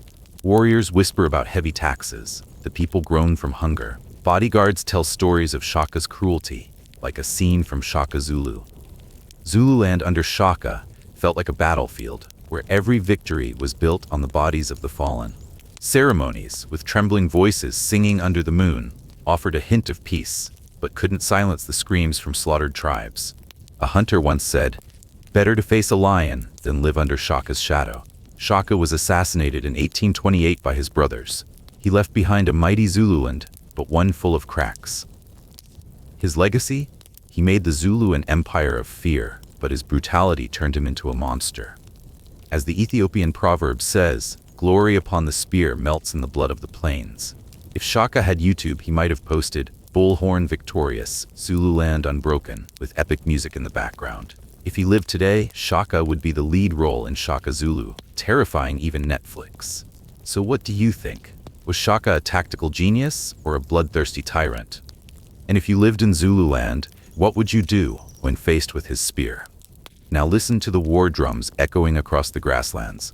Then follow the scent of jasmine into the markets of Agra, where Akbar ruled by moonlight and conquest. Akbar the Great of the Mughal Empire, King of Conquest and Court Akbar the Great, Emperor of the Mughal Empire from 1556 to 1605, was the kind of ruler that made you wonder, was his throne forged from the gold of Fatehpur Sikri or from the blood of India's fallen kingdoms? He unified India with fire and sword, but also built a dazzling court, like a lord in Jodha Akbar, inspiring awe and fear across South Asia. If Akbar had X, he would have posted, Chittor has fallen, Dini Ilahi has risen, Mughal conqueror.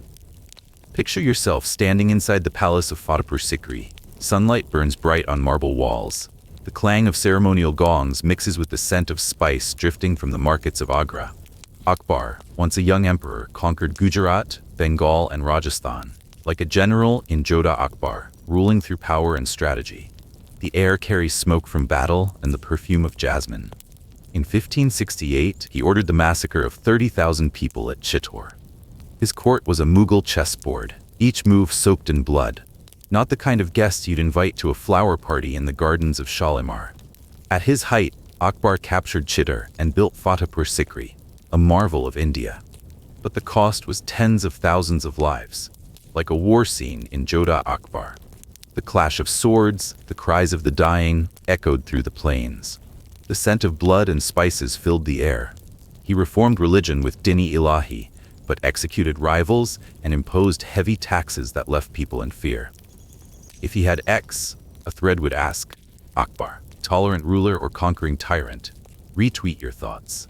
Akbar's greatest scandal was the siege of Chittor, when he ordered the slaughter of civilians to send a message. Merchants whispered in the markets of Agra, like fans on Substack, Akbar united with blood. He taxed harshly to fund palaces and war. People starved, selling even their last cloth to survive. Meanwhile, Akbar spent like an emperor, burning gold on monuments. One tale says he ordered prisoners killed to frighten the Rajput kingdoms, as if to tell all of India, disobedience is death. If the 1980s had newspapers, a headline might read, Akbar, Mughal king or butcher of Chittor. As the Bengali saying goes, he who conquers with fire rules by moonlight. Now picture yourself on the plains outside Agra. The scent of spices and campfire smoke drifts on the breeze. The ceremonial gongs ring through the dusk. Merchants whisper about crushing taxes. The people groan from hunger. Bodyguards speak of Akbar's bloody victories, like stories from Jodha Akbar. The Mughal Empire under Akbar was a palace built on blood. The mosques, with soft prayers under moonlight, offered peace, but could not silence the screams from the battlefield. A weaver once said, "Better to face the Rajput army than to live under Akbar's shadow." Akbar died in 1605, leaving a unified empire and a heavy burden for his son, Jahangir. His legacy? He turned India into a cultural center, but his cruelty made him both the moonlit king and the tyrant of war. As the Bengali proverb says, glory upon the throne dissolves in the smoke of war. If Akbar had YouTube, he might have posted, Chittor has fallen, Fatehpur Sikri glows with a swelling epic soundtrack.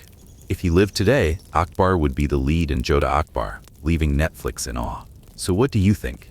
Was Akbar a tolerant ruler or a bloodthirsty conqueror? And if you lived in Agra, what would you do when faced with his taxes? Now feel the heat of marble beneath your feet at Fatehpur Sikri. Then drift east to the sound of the Niger River's waves, where Sunni Ali ruled with a desert rhythm. Sunni Ali, the lion of Songhai, king of war and ruthlessness.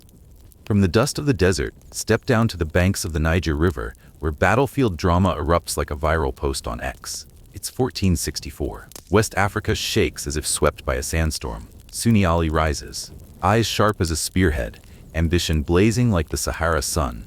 He claims the throne of Songhai, a small kingdom tucked beside a glittering river. You hear the rhythm of African drums beating like a heart. You smell hot sand and tanned leather. You feel desert dust clinging to your skin. He isn't just a leader. He is the lion of Songhai, a whirlwind turning a spark into an empire, one so mighty that even legendary Mali bows its head in the dust. But his glory is forged in blood, sweat, and the fear of thousands. From massacres to curses whispered by Muslim scholars. If Sunni Ali had TikTok, he'd post cavalry rides across the dunes, sun filter glowing, caption, Timbuktu is mine. Who dares stop me? Lion of Songhai. He didn't just conquer land, he conquered hearts and terrified West Africa. As the English saying goes, the lion doesn't turn when small dogs bark.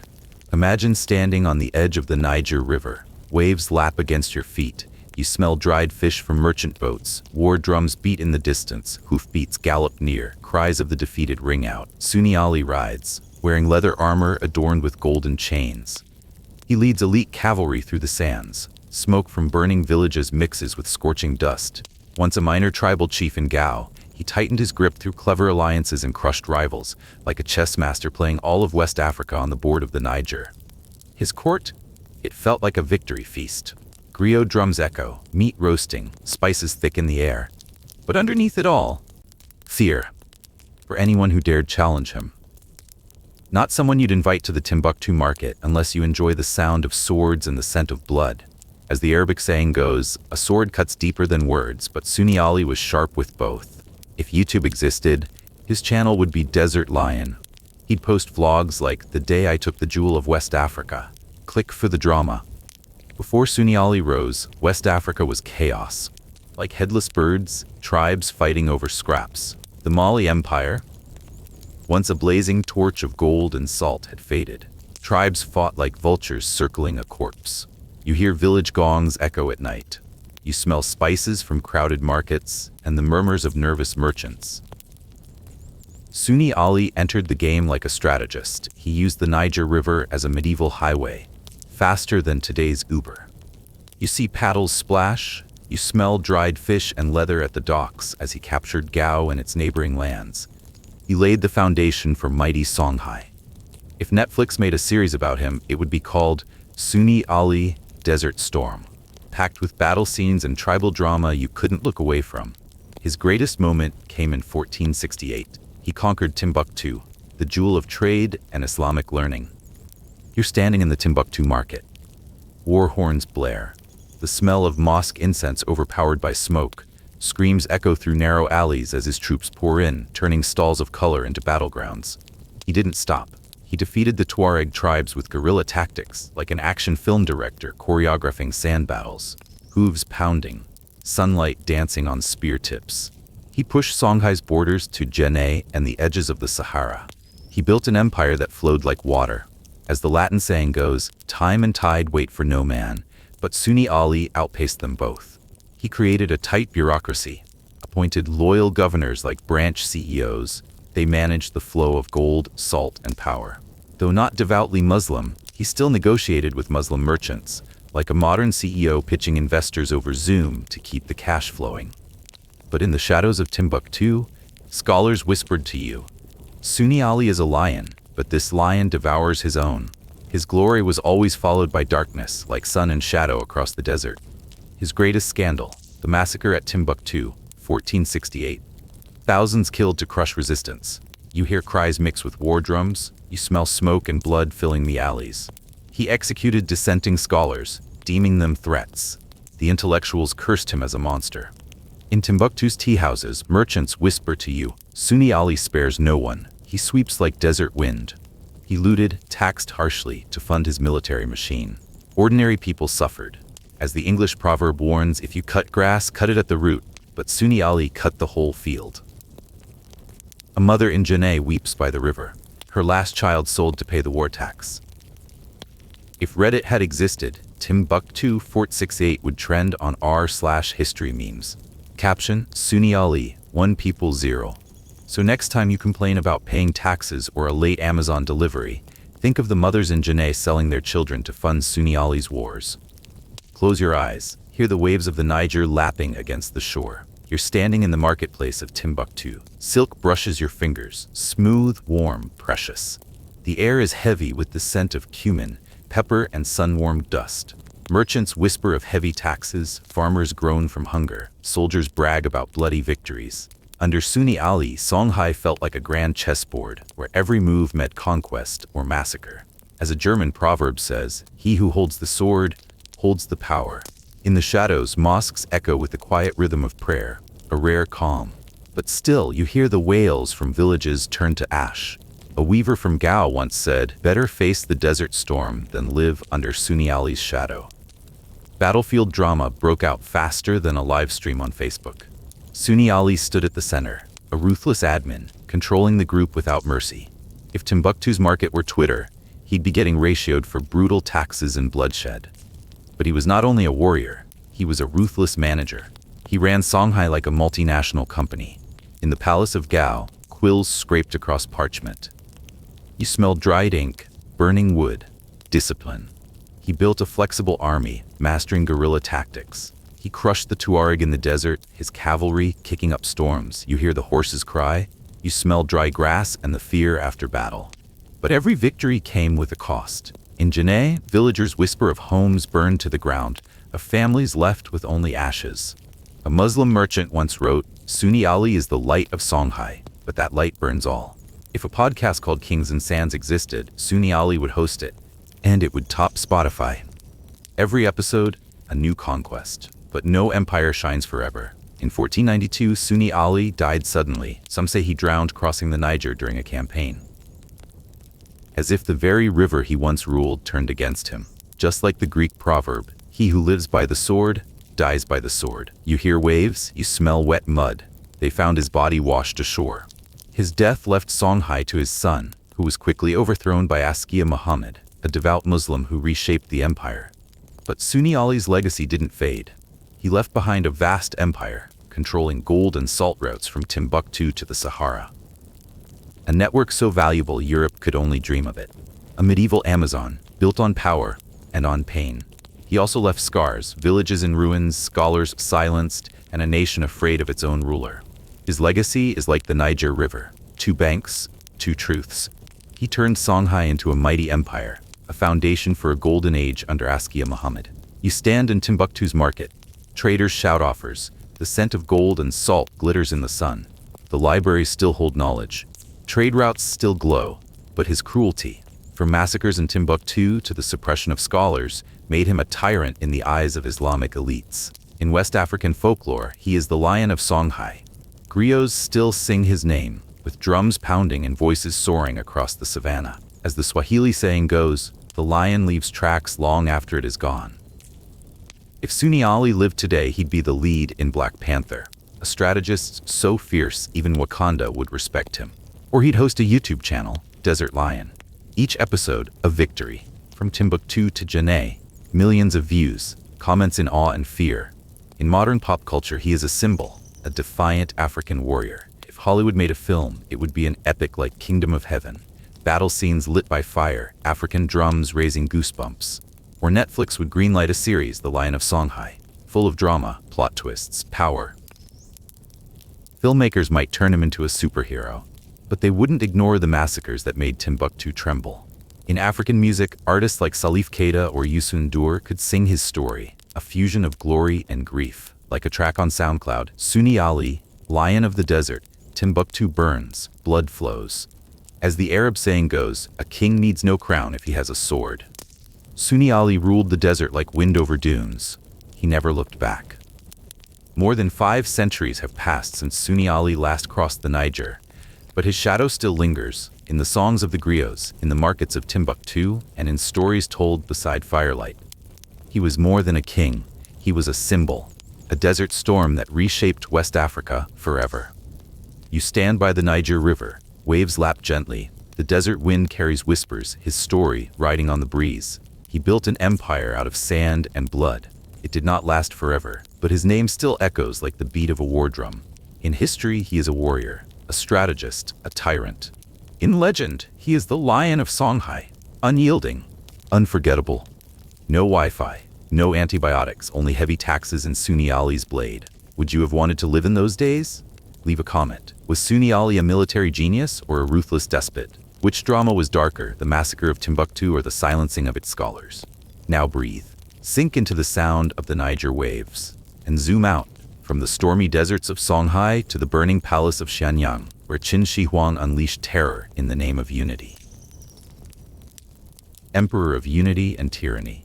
From the smoke of battlefields, step into the palace of Xianyang, where royal drama flared like a live stream on X no one dared to turn off. In 221 BCE, China trembled as if a political earthquake had struck.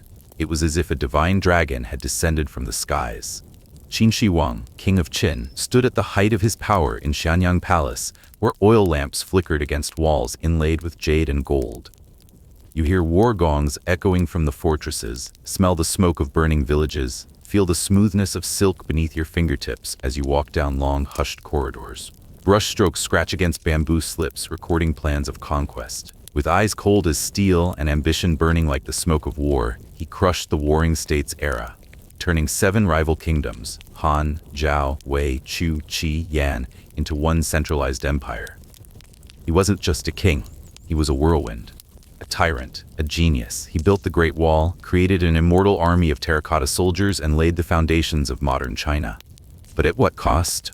Blood, sweat, and the fear of millions, even the blood of his own family. If Qin Shi Huang had TikTok, he'd post marching Qin soldiers with a flaming dragon filter, captioned, "The realm is mine." Great Wall, check. Black Dragon vibes. He didn't just conquer land, he conquered history. As the English proverb goes, he who holds the sword holds the crown. Now imagine standing on a battlefield during the warring states. Dust clings to your skin. The clash of sword on shield rings out like a symphony of iron and death. Arrows whistle through the air. The smell of blood mixes with dry grass. You shiver. Qin Shi Huang, in black robes embroidered with golden dragons, rides a war chariot through the smoke, leading a military force as precise as a machine. You hear the soldiers chant, "Long live the heavenly emperor," drowning out the cries of the defeated. The Qin flag flutters atop a hill soaked in blood. From a boy king who ascended the throne at 13, Yingzheng, his real name, turned the state of Qin into the nightmare of 6 rival kingdoms. His court in Shanyang was like an ancient Netflix series, a stage of endless intrigue where every episode was more dramatic than the last. If he had YouTube, he'd run a channel called Black Dragon Official, posting war vlogs titled, "The Day I Crushed Chu, Click for the Drama." Before Qin Shi Huang rose to power, China was chaos, a chessboard shattered by hungry dragons. The warring states era lasted for centuries. 7 kingdoms clawed at one another, from clay fortresses to opulent palaces. You hear the war gongs from distant cities, smell the smoke from scorched villages, feel the cold winds slicing through silk robes. Confucianists, Taoists, and legalists gathered in halls thick with incense, debating morals and strategy. But the wars never stopped. A Confucian scholar once wrote on bamboo, "Under heaven, chaos reigns, only blood redraws the map." Yingzheng was born in 259 BCE into this storm, a prince raised in the shadows of ambition. Thanks to his mother, Lady Zhao, a powerful woman from the state of Zhao, he escaped political captivity and returned safely to Qin. In the palace at Xianyang, you hear the whispers of ministers, smell dry ink and sandalwood, feel the chill of marble underfoot. Under the guidance of Lu Buwei, a shrewd merchant with eyes like knives, and Li Si, a brilliant legalist, Yingzheng learned to turn Qin into a war machine. If he had Instagram, he'd post a story of the Qin army on the move, dragon effects added, captioned, "Conquering all beneath heaven. Who dares resist? Qin army vibes." In 247 BCE, at just 13 years old, Yingzheng became king of Qin after the death of his father, King Zhuangshang. But true power lay in the hands of Lu Buwei, nicknamed the merchant who ruled the court. You hear brushstrokes on bamboo, smell dry ink and incense, as conquest plans are drawn within the candlelit halls of Xianyang. Lady Zhao, now Empress Dowager, held immense power in the harem, but also sparked dark court intrigues. Yingzheng, though young, was no puppet. He watched, he learned, and he slowly seized control. One tale says Lu Buwei once gifted him a dragon-carved jade, saying, "This is your destiny." Yingzheng held the jade, smiled coldly, and replied, "I'll write my own destiny."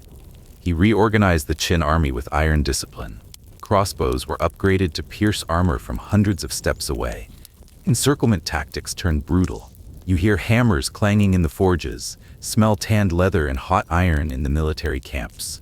A Qin general, Wang Jian, once stood before him and declared, "Our troops are sharp as spears, ready to crush the feudal lords." If there were a podcast called Dragons and Thrones, Qin Shi Huang would be the main guest, recounting his journey from boy king to ruler of all under heaven. His episodes, better than anything on Spotify. Starting in 230 BCE, Yingzheng launched his campaign against the 6 warring states, a storm sweeping across the land. First came Han, the weakest. It was crushed within months. The screams of soldiers blended with the wind on the plains, sending a chill down your spine. Zhao, with its fortified cities, resisted fiercely, but collapsed beneath Qin's iron hooves. The air was thick with blood and smoke. Wei fell quickly. The waves of the Yellow River seemed to sing a victory song for Qin. Chu, with its tangled rivers and dense forests, was the hardest. You hear war drums echo through the jungle, see Qin troops crossing rivers, burning strongholds to ash.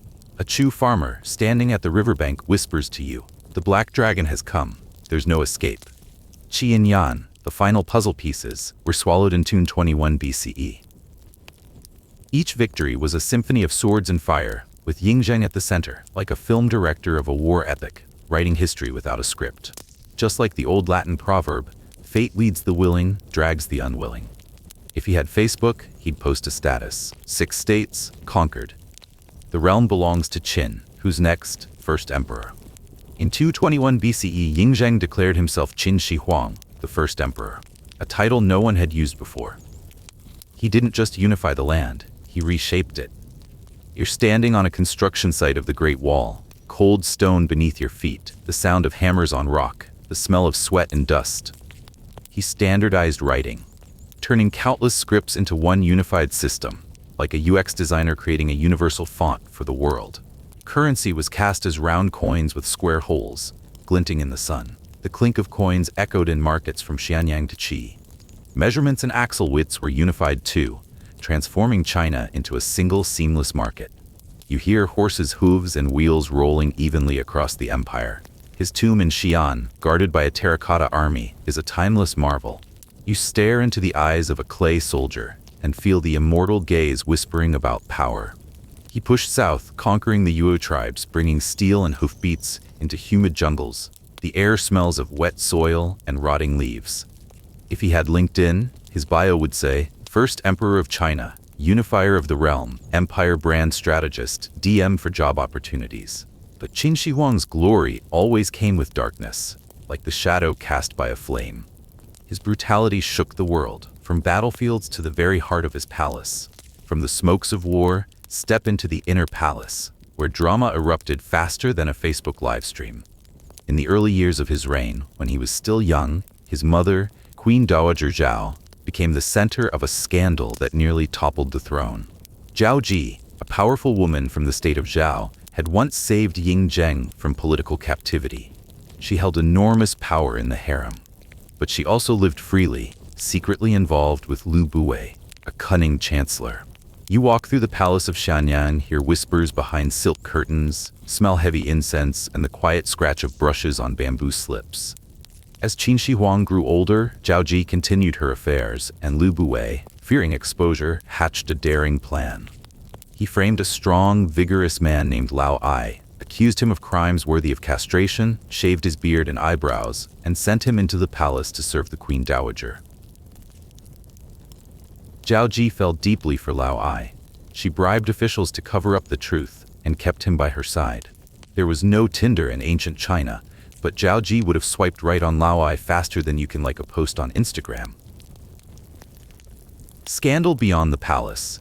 The scandal didn't stay behind silk curtains. Zhao Ji, now pregnant by Lao Ai, spread rumors of ghosts haunting the palace and requested to move to Yong, a city 200 miles from the capital. You hear bronze bells toll, smell incense from ancestral altars, feel the cold wind cut through your robes. In Yong, she begged Qin Shi Huang to reward Lao Ai, calling him a man of merit. Still young and not yet holding full power, Qin Shi Huang obeyed. He made Lao Ai the Marquis of Changxin, granting him land in Shanyang.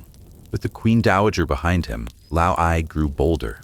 He raised thousands of servants, formed alliances with high-ranking officials, and built a faction stronger than Lu Buwei's. The clinking of coins and laughter from Lao Ai's feasts echoed through Shanyang, where he lived like an ancient influencer. A courtier once whispered, Lao Ai is no eunuch, he's the queen's puppet, but more dangerous than a dragon. If Lao Ai had X, he'd tweet, from servant to marquise, palace drama was career boost, harem hustle. By 238 BCE, Ying Zheng was now 21 and held full power in his hands. A whistleblower came forward. Zhao Gao was not a eunuch, they claimed.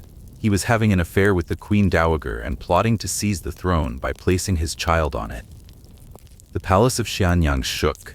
You hear the shouting of officials, the smell of torches and smoke thick in the air. Ying Zheng, with eyes cold as ice, ordered Zhao Gao's arrest and had him tried in court. He was found guilty of treason. His entire clan, 3 generations, was executed. The 2 children, born to Zhao Gao and the Queen Dowager, Ying Zheng's own half-siblings, were wrapped in cloth and beaten to death. Their cries were muffled by the night, blending with the sound of rain on the palace roof.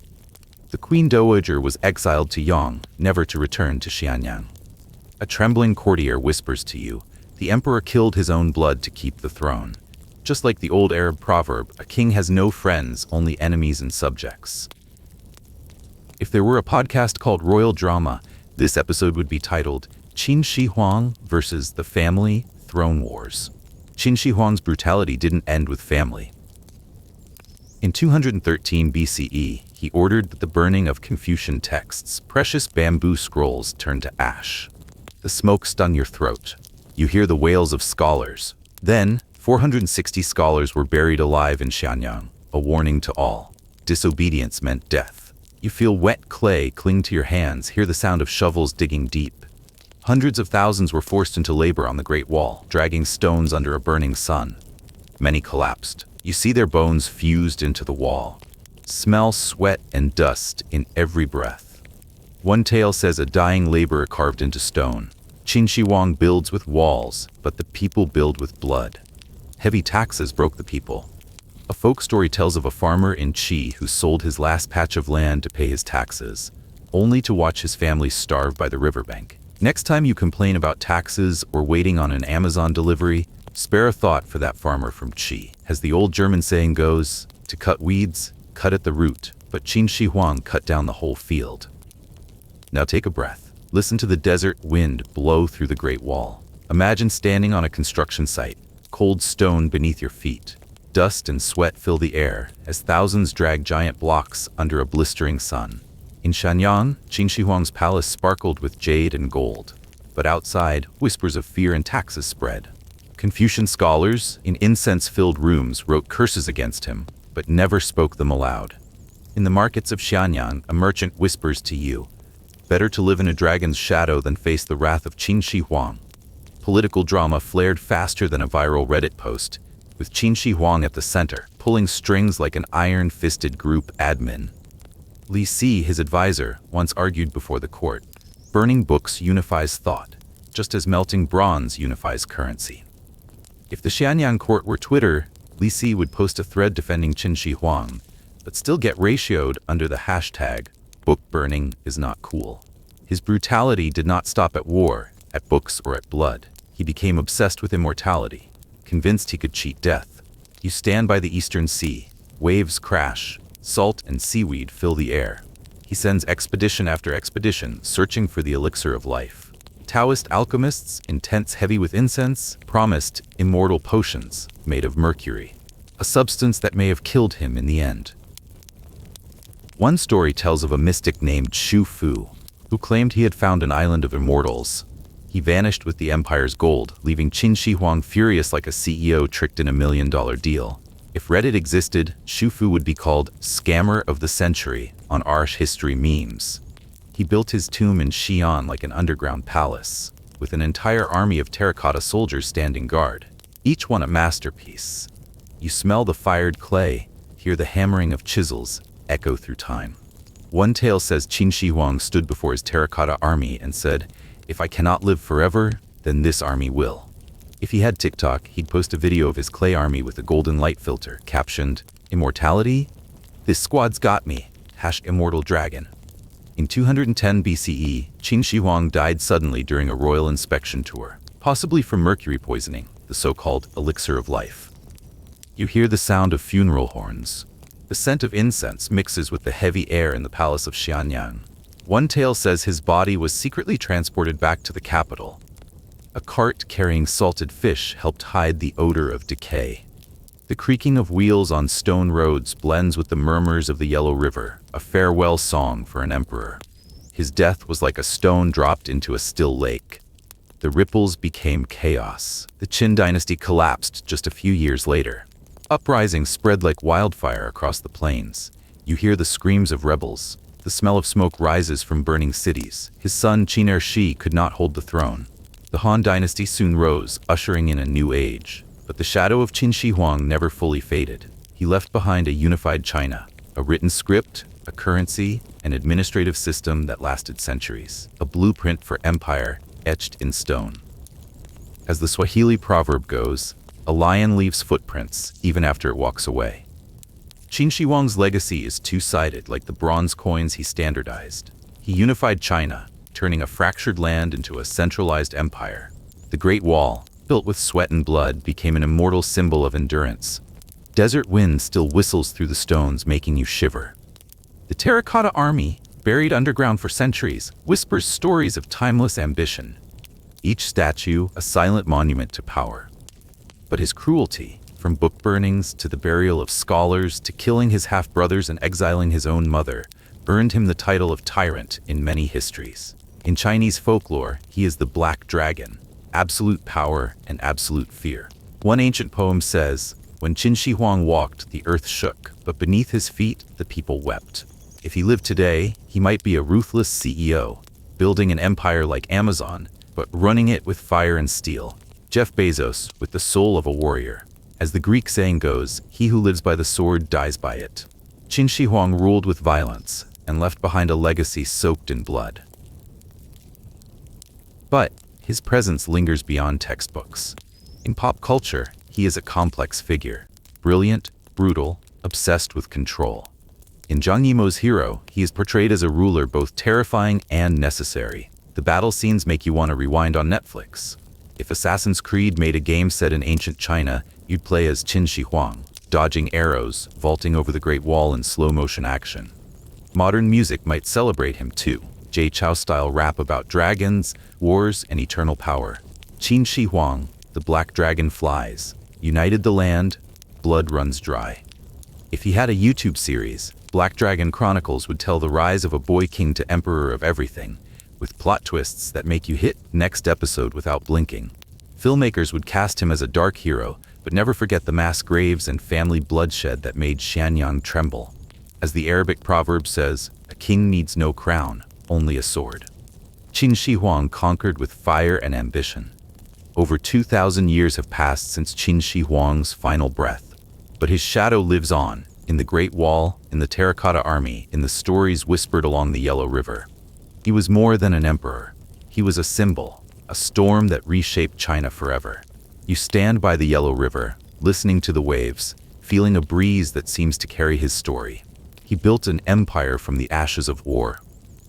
And even though that empire fell, his name still echoes like the strike of chisels on Great Wall stone. In history, he was a warrior, a reformer, a tyrant. In legend, he is the Black Dragon, unyielding and unforgettable. No Wi-Fi, no antibiotics, just heavy taxes and the fear of Qin Shi Huang.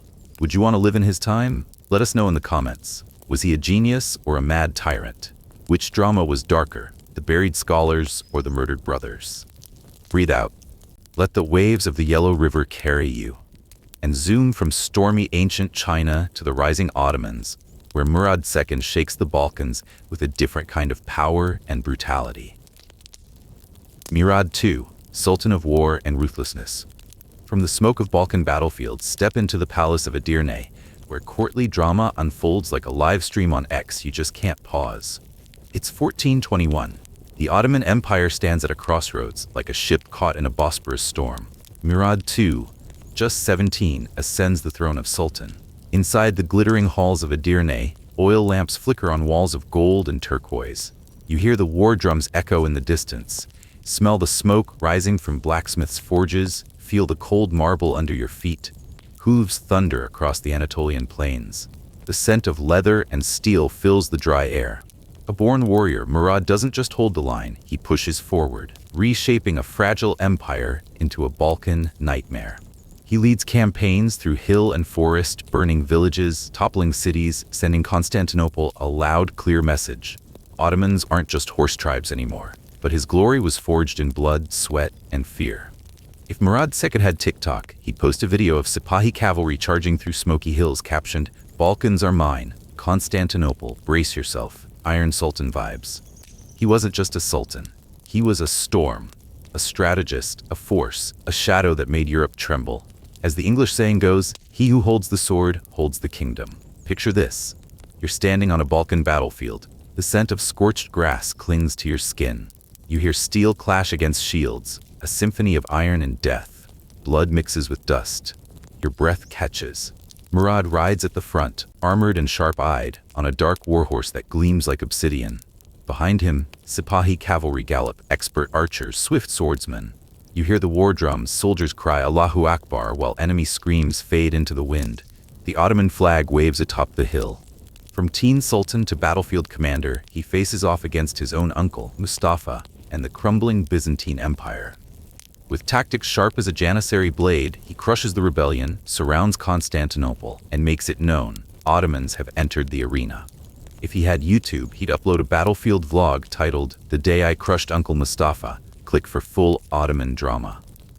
Before Murad II, the empire was a half-woven Persian carpet, beautiful but incomplete. After Mehmed's sudden death in 1421, chaos spread like ink in water.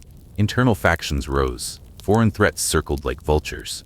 Constantinople still stood, weakened but proud. Its church bells rang out across city walls. Frankincense wafted through narrow lanes. Serbia, Hungary, Venice, they all joined forces, sounding war horns across Balkan ridges. In Anatolia, whispers of division stirred. Inside Edirne's palace, viziers debated. The sound of reed pens on parchment filled the air, mingling with the scent of sandalwood and Persian silk. Murad too grew up in this world, a prince shaped by plots and war. He learned to wield a sword before he held a pen. He didn't inherit peace. He inherited a kingdom on the edge of collapse. In 1421, at 17, Murad II takes the throne. But this throne? It's a flame in the wind. You hear hooves approach. Mustafa's rebel army rides through Anatolia, villages burn behind them. Mustafa, Murad's own uncle, claims the sultanate. He rides from hilltop fortresses, war gongs echoing, men screaming. Murad, backed by loyal viziers like Hach Ivaz Pasha, summons the Janissaries, elite soldiers raised from childhood, trained to die for the sultan. You hear armor clank, smell worn leather in camp tents. Damascus steel glints in the firelight. Murad crushes the rebellion. Mustafa is executed in the square at Amasya. A blade swings. The crowd gasps. Order, once again, is restored. Then comes Constantinople. In 1422, Murad lays siege to the ancient city. You hear cannons boom against its walls, gunpowder thicken the air. Fire lights up the sky like a warning. He doesn't capture it, but the message is clear. Ottomans aren't done yet. If he had Instagram, he'd post a story of the Janissaries marching into smoke, captioned, "Constantinople, just a matter of time, Ottoman vibes." From battlefields to marble halls, step back inside Edirne, where palace drama spreads faster than a Reddit thread. Murad learns to rule a court full of whispers. You hear viziers murmur in corridors, smell ink and parchment in the scribe's chamber. One story says Hach Ivaz Pasha once knelt, offering a Damascus sword, a symbol of loyalty. Murad, eyes cold, accepted the blade, but said, "Loyal today, traitor tomorrow, I'm always watching." It's Shakespearean, really. Except Murad wrote the script, directed the play, and starred in every act. As an Arab proverb says, a king has no friends, only enemies and servants. He turned the Janissaries into a war machine. Drums pounded during drills. The scent of leather and iron filled the barracks. If there was a podcast called The Sultan and the Throne, Murad would be the main guest, breaking down how to crush rebellions, with ratings higher than Spotify's top 10. From 1430 onward, Murad II reached the height of his power, sweeping through the Balkans like a storm tearing across hills and valleys. In that same year, he seized Thessaloniki from the Venetians, turning the once bustling port into an Ottoman stronghold. You're standing on the Thessaloniki docks, waves crashing, the air thick with salt, fish, and fear. The Ottomans march in. A Venetian merchant whispers, "Murad's here. This port no longer belongs to us." He reorganizes the city, transforms its crowded bazaars into Ottoman trade centers. You hear the call to prayer echo from the minarets. You smell Persian spices drifting from market stalls. The Balkan campaign rolls on. Small battles flare up in Serbia and Albania. You hear war horns and galloping Sipahi horses cutting through the forests. In 1444, Murad faces a Christian alliance of Hungary and Serbia at the Battle of Varna. Drums thunder. The ground shakes beneath your feet. Gunpowder hangs heavy in the air. With modern artillery and deadly Sipahi cavalry, he crushes the alliance, killing King Władysław III of Poland. A Sipahi tells you, the Sultan stood on a pile of corpses, like an eagle staring down at prey. Just like the Latin saying, fate leads the willing, drags the unwilling. If Reddit existed back then, Varna would be trending on r/history memes with the caption, Murad II won Christian Alliance 0. Back in Edirne, Murad's capital gleams like a jewel on the Bosporus. You walk into the Topkapi Palace, hear the gentle saz music from a banquet, smell grilled meat and roses from the palace garden. The bazaars are alive with merchants shouting offers, the scent of roasted coffee and freshly woven wool filling the air. Murad isn't just a warrior. He's a patron of the arts, funding poets and painters who depict him as a divine king with a crown so radiant it makes you squint. A Turkish poem from that time reads, Murad rides through the Balkans. His light dims the sun. If Netflix existed, the series Steel Sultan, Murad II would be full of epic battles and palace drama. You'd binge it all night. No regrets. But Murad's glory always came with shadow, like light and the flame that casts it. His brutality terrified both allies and enemies. In the Balkan campaigns, he ordered massacres of thousands, villages in Serbia left in ashes, the air thick with smoke and soot, children's cries tangled with the cold wind. In 1444 in Edirne, Murad executed a Hungarian envoy in full court view. Europe gasped. You hear the blade slicing through air. See the shock in his vizier's eyes. He seized assets from the people to fund his army, driving villages into famine. A Serbian farmer murmurs to you, I sold every animal I had to pay taxes and still watched my family starve beside the river. Next time you're upset over slow Wi-Fi or a flat tire, think about that farmer under Murad's tax laws. As a German proverb went, to cut grass, you cut the root, but Murad cut the whole field. The crushing taxes and his ruthless rule sparked whispers. Murad arrives, the earth trembles, but the people weep. If Magnificent Century had a Murad episode, it'd be a bloody plot twist of war and betrayal, equal parts thrilling and chilling. Now breathe. Listen to the Bosporus waves. Picture yourself on the battlefield at Varna, burnt grass underfoot, gunpowder and blood in the air. The Janissaries advance, an iron wall, unstoppable. In Edirne, Murad's palace glows with Persian rugs and oil lamps. But outside, the people live in fear. In a room scented with incense, viziers whisper to you about Murad's cruelty, but none dare speak aloud. A merchant in Thessaloniki mutters, better to pay taxes to Murad than meet his sword. The court drama spreads faster than a Facebook live stream. Murad's the ultimate group admin, strict, cold, untouchable. One story says a vizier, drunk one night, dared to criticize Murad. He vanished, no explanation. Just the sound of whispers, the word loyalty floating through the marble halls. As an old Arabic proverb says, a king needs no crown, only a sword.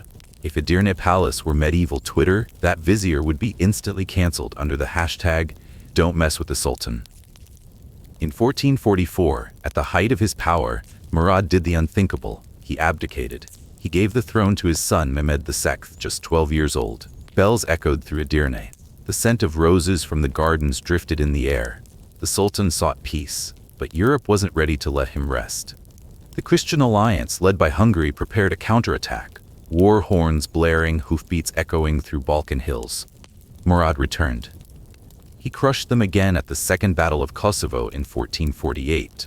The earth trembled, gunpowder choked the skies. One tale says that young Mehmed stood beside his father on the battlefield, learning to wield a sword and give orders. But Murad's health declined. In 1451, he died in Edirne. Funeral trumpets played, the scent of incense hung heavy in the air. His death was a stone dropped into still water, ripples spreading, until Mehmed II rose, and in 1453 conquered Constantinople. The legacy of Murad II is a double-edged story, like two blades in the hands of a warrior. He laid the foundations for the Ottoman expansion, transforming a young empire into a force that made Europe tremble. You stand in Edirne, hearing the call to prayer echo from the minarets, smelling the scent of roasted coffee drifting through the bazaar. He built the Janissary Corps and Sipahi cavalry into a war machine. Training drums pounding, the smell of leather and sweat from the barracks sending shivers down your spine. The victories at Varna and Kosovo paved the way for Mehmed II to take Constantinople, turning the Ottomans into a global empire. But his brutality, from massacring civilians to executing envoys, led European historians to brand him the Eastern monster. A Hungarian scholar whispers to you, Murad didn't fight, he crushed. Like the Swahili proverb says, the lion leaves footprints even long after it's gone. In Turkish history, he is a great warrior, but his legacy is shadowed by harsh deeds. A Turkish poem from the old days reads, Murad walks and mountains shake, but under his feet rivers of blood flow. If he lived today, he'd be a ruthless general, leading a private military empire like Blackwater, with surgical strategy and zero mercy. Murad II's legacy isn't just found in dusty chronicles. In pop culture, he's the blueprint of a conflicted sultan, a strategist, a warrior, and a ruthless ruler. In Magnificent Century, you'd see him portrayed as a king, both feared and admired, with smoky battle scenes in the Balkans that make you hit rewind on Netflix. If there were an Assassin's Creed Ottoman edition, you'd play as Murad II galloping through the Balkan hills, dodging arrows in cinematic slow-mo. In modern music, Turkish artists like Tarkan might draw inspiration, dropping tracks about war, glory, and power, like a SoundCloud rap titled Murad Rides Balkans Shake, Iron Sultan, Blood in the Sky. If there were a YouTube series, Sultan of Steel would follow his journey from teen sultan to Balkan warlord, with plot twists that keep you tapping next episode. Filmmakers would turn him into a superhuman warrior, but never leave out the massacres that sent Edirne into silence. As the Greek saying goes, "Who lives by the sword, dies by the sword." Murad conquered the Balkans with blood, but his legacy still echoes. More than half a millennium has passed since Murad II left this world. Yet his shadow still lives in the Balkan fortresses, in the palace of Edirne, and in the stories whispered by the Bosporus. He wasn't just a sultan. He was a symbol, a storm that shaped the Ottoman Empire forever. You stand by the Bosporus, waves lapping gently, cool wind brushing your skin, carrying his legend. He built an empire from the ashes of civil war. And though overshadowed by Mehmed II, his name still echoes like war drums on the battlefield of Varna. In history, he was a warrior, a reformer, a tyrant. In legend, he is the Sultan of Steel, unyielding and unforgettable. No Wi-Fi, no antibiotics, just crushing taxes and Murad's blade. Would you have survived that era? Comment below. Was Murad II a genius strategist or a ruthless tyrant? Which drama was darker, the execution of envoys or the massacre of civilians? Now breathe. Sink into the rhythm of Bosporus waves. Zoom out from the stormy Balkans to the palace of Xianyang, where Qin Shi Huang unified China through fire and war. Not a king you'd want to meet in battle, unless you enjoy the clash of steel, the smell of gunpowder, and staring into the eyes of a merciless warrior. He was the flame that forged the Ottoman Empire, but also the cold wind that made his people tremble. Now watch the moonlight glow above Xianyang's tomb. Let's travel across centuries, from the neighing horses on the Qin Plains to Sipahi horns echoing in Constantinople, from Gao's desert wind to the steel glinting on Ottoman battlefields. We've just journeyed through blood-soaked pages of history, where Qin Shi Huang, Murad II, and Sunni Ali etched their names with fire, iron, and ambition. From the ashes of books in Xianyang to the Sipahi blades slicing through the Balkans to the desert tactics along the Niger, they turned thrones into tragic legends. As a Korean proverb says, "He who conquers with blood leaves behind eternal darkness." If there were an ancient version of X, you'd see hashtags trending across timelines. Emperor of Chaos, Sultan of Steel, Desert Conqueror. Hit that like button. Subscribe, ring the bell for more historical drama. Drop a comment. Who was the most brutal ruler? Qin Shi Huang and his terracotta army, Murad II and his Sipahi swords, or Sunni Ali and the mighty Niger? Have you fallen asleep yet? If not, what keeps you up? Let go and drift into sleep. Share your thoughts in the comments, and I'll see you on our next historical journey.